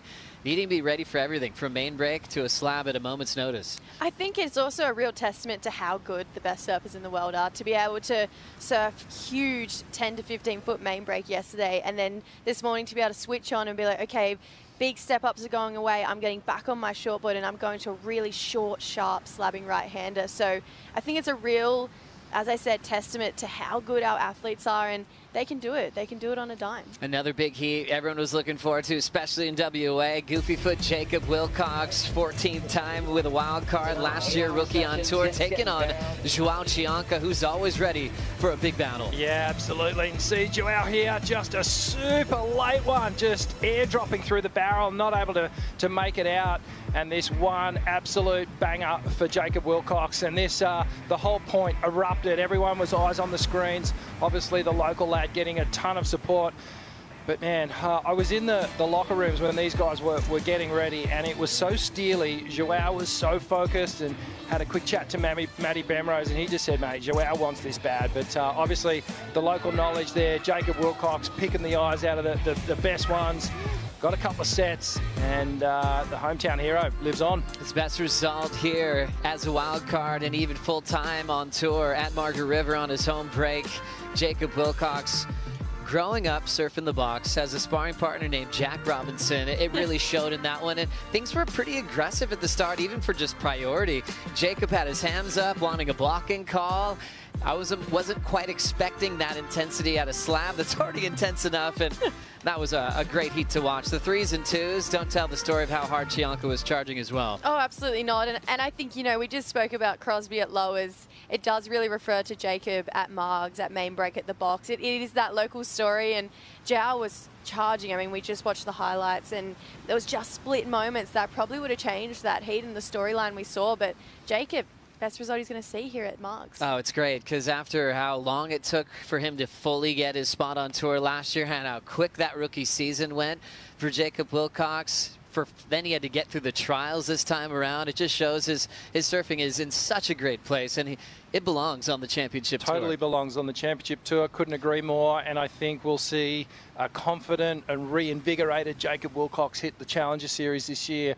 I think Ronnie said it. You know, the edits that he drops from this coast alone are just mind-blowing. You know, the kid is so good, and he's, you know, really resilient as well, to be kind of beaten down for all those years. He didn't make it, and then he got on, and then he got off again. So to bounce back again and, you know, really muscle up, it's credit to him. This event has been so wild and dramatic with this cut event here, the mid-season cut. It's top 7 of the season, as we have some big congratulations being handed out to the crew. It's member top 22 continue on to fight for a world title at Cloud Break. Well, we've got 21 confirmations. As you see, Crosby Colapinto's name added to that big list. Crosby in that do-or-die heat that he just survived against Jackson Bunch. The Cross is now on the glass, hanging out with Von Blakey to celebrate. Thank you. Cross, you've done it, brother. You have officially made the cut. How does that feel after a year that at times it must have just felt like you were just getting kicked in the bits constantly, and you've done it, man. You've re-qualified. Yeah, it's crazy. I mean, out in the water, I had so much emotion coming out of me. I was kind of crying and stuff. But it's just wild. Like, you know, I started the year, broke my elbow, and then went to Portugal, didn't really get a result. And then El Sal got a third. I'm like, all right, I'm right back in this. Like, I can do it. And then came over here and lost in the round of 32 in the first 2 events over here. So I was kind of like, there's a lot of doubt coming into this one, but then just trying to lean into belief and like all the hard work I've done and all the preparation, and I was really inspired by like Seth's story last year of coming in here and kind of doing what I just did. So just kind of coming in here with the belief of doing it, and then also having this opportunity to create a special moment like this right here. Mate, I know you would have been absolutely charged up to surf the box this morning, but, you know, that was a really tricky heat. The wind kind of shifted a little bit. The end sections were real clampy. How did you keep your wits about you in that one with so much on the line? Yeah, you know, going out there, I knew like it would help to make the cut if I made that heat, but I didn't know for sure I'd solidify my spot. So I was honestly feeling pretty free, but I had 2 waves that I was like coming out, and then I just got like clipped at the end and fell forward. So that was really hard because I was like really excited to get a really good barrel out there because everyone was getting sick waves this morning. So, but you know, I'll take it 4 and a 1. Like, I'm happy with that and excited to keep going in this event and, you know, going for the back half of the year in lowers. That's it, man. You get to surf in front of your home crowd, but you've also unlocked, you know, J-Bay, Chopes, like all these fantastic waves, and maybe even have a run at, you know, a miracle run into the top 5. But it must be so sick and so satisfying to be in this position right now after all that you've faced. Oh, it's amazing. You know, like, I didn't want to separate from my brother. Like, I loved doing this stuff, and Cole too. Like, it's just so much fun. And I mean, either way, I was kind of accepted the fact if I do go back, it's still amazing. Like, we're still having a fun life. I'm still hanging with great friends. But just to, you know, be heading to J-Bay and Chopes and lowers and so many fun spots, I'm just like so grateful and just really like, I just feel really grateful for this moment right here, this feeling. Good on you, man. Enjoy it. You've worked so hard to get back from that really devastating injury at the start of the year that kept you out of events that you really wanted to surf. So this is a a wonderful result for you. Congrats. Thank you. Thanks so much, Vaughn. What a great celebration. And on the other side of it, it's the tough news for this crew that are heading back to the Challenger Series, from Ryan Callanan, who will be competing at home at the first stop at Newcastle, David Silva, Ian Gentile, George Pitar, Sammy Pupo, Ian Govea, Liam O'Brien. Remember, Medina was injured all year. Ramsey Bukiam, Edgard Grajia, and now Jackson Bunch in that heat where it was do or die, and he was swinging, man. First day surfing the box, and he really gave it a big effort. They've got to fight back to get their spot on tour in 2026. They'll be extra motivated as well with that brilliant schedule news that got released. Everything ending at Pipe next year. Not quite a cut anymore. It's about making the postseason to compete for a world title. No elimination round. So much to discuss for next season, but let's really bring it to the last spot. We've got 21 that have made the cut. There's one spot left. At the moment, Alejo Muniz is sitting there. He's already out of the event. The one man that could take that spot potentially is Imai Kalani DeVault, who is in the quarters without Cleveland Jr. He has to go on to win the entire event. So if he wins this event, he would then bump out Alejo Muniz, and that's our final scenario for the mid-season cut on the men's side. I'm not going to lie, I'm invested in this story. I really am. Like, if he can pull this off, this is a career-defining moment for Imai, and just the fact that he looks just so relaxed and looks more like himself than I've seen all year from Imai, and I'm really looking forward to seeing this matchup against Al, because both powerhouses, and we're looking at some pretty fun waves this afternoon, so I'm ready. Definitely, and now it's switching from the slab idea for Imai and Al, and then before that, Jordy Smith and Marco Migno, as we think about the waves and conditions setting up for main break, Richie. It's still a beautiful day with great conditions. Big thanks to Surfline for all the maps here. Yeah, absolutely. You know, Surfline has been bang on with their predictions through the week, and we've had just a ton of swell. We've been dining out on it the last couple of days. Obviously, all the elements came together today, and we got our dream session over at the box. But I think we're going to shift our focus back to main break here as we look at what's happening today. We had 10 to 12 foot faces, and every bit of it. And this afternoon, things are going to get interesting, because we're still predicting that this swell is going to rise, and it's going to keep rising overnight too. You see the size of those face heights there for this afternoon. Yeah, looking forward to it. It's really going to check up, and as you see, the longer range forecasters are 20 there. So we're going to have really big waves tomorrow. We'll come and check it out. We do have an eye on the wind, though, because there's some onshore winds coming. There's a little bit of weather coming. We might have to batten down the hatches and just duck and weave until the conditions start to smoothen out a little bit more. Big thanks to Surfline. It just shows what you have to do to compete these days at WA. It reminds me of the old mobile stories of the events that would happen in Hawaii back in the day, where one round would be held at Big Waimea. Then your next round might be at Pipeline. They've ran at Laniakea in the past, and then maybe finish up at Haleiwa. You know, think about being prepared for everything, and you kind of really think about you'll be the undisputed best in the West on that day, because you've got to conquer every skill set. Oh, I just feel like these guys have, yeah, like you said, they've had to deal with everything, and to think it definitely, if whoever walks away with the trophy from this event and walks away as the champion, they really would have had to conquer every skill set. I mean, they would have had to surf huge main break. They would have had to surf through the box.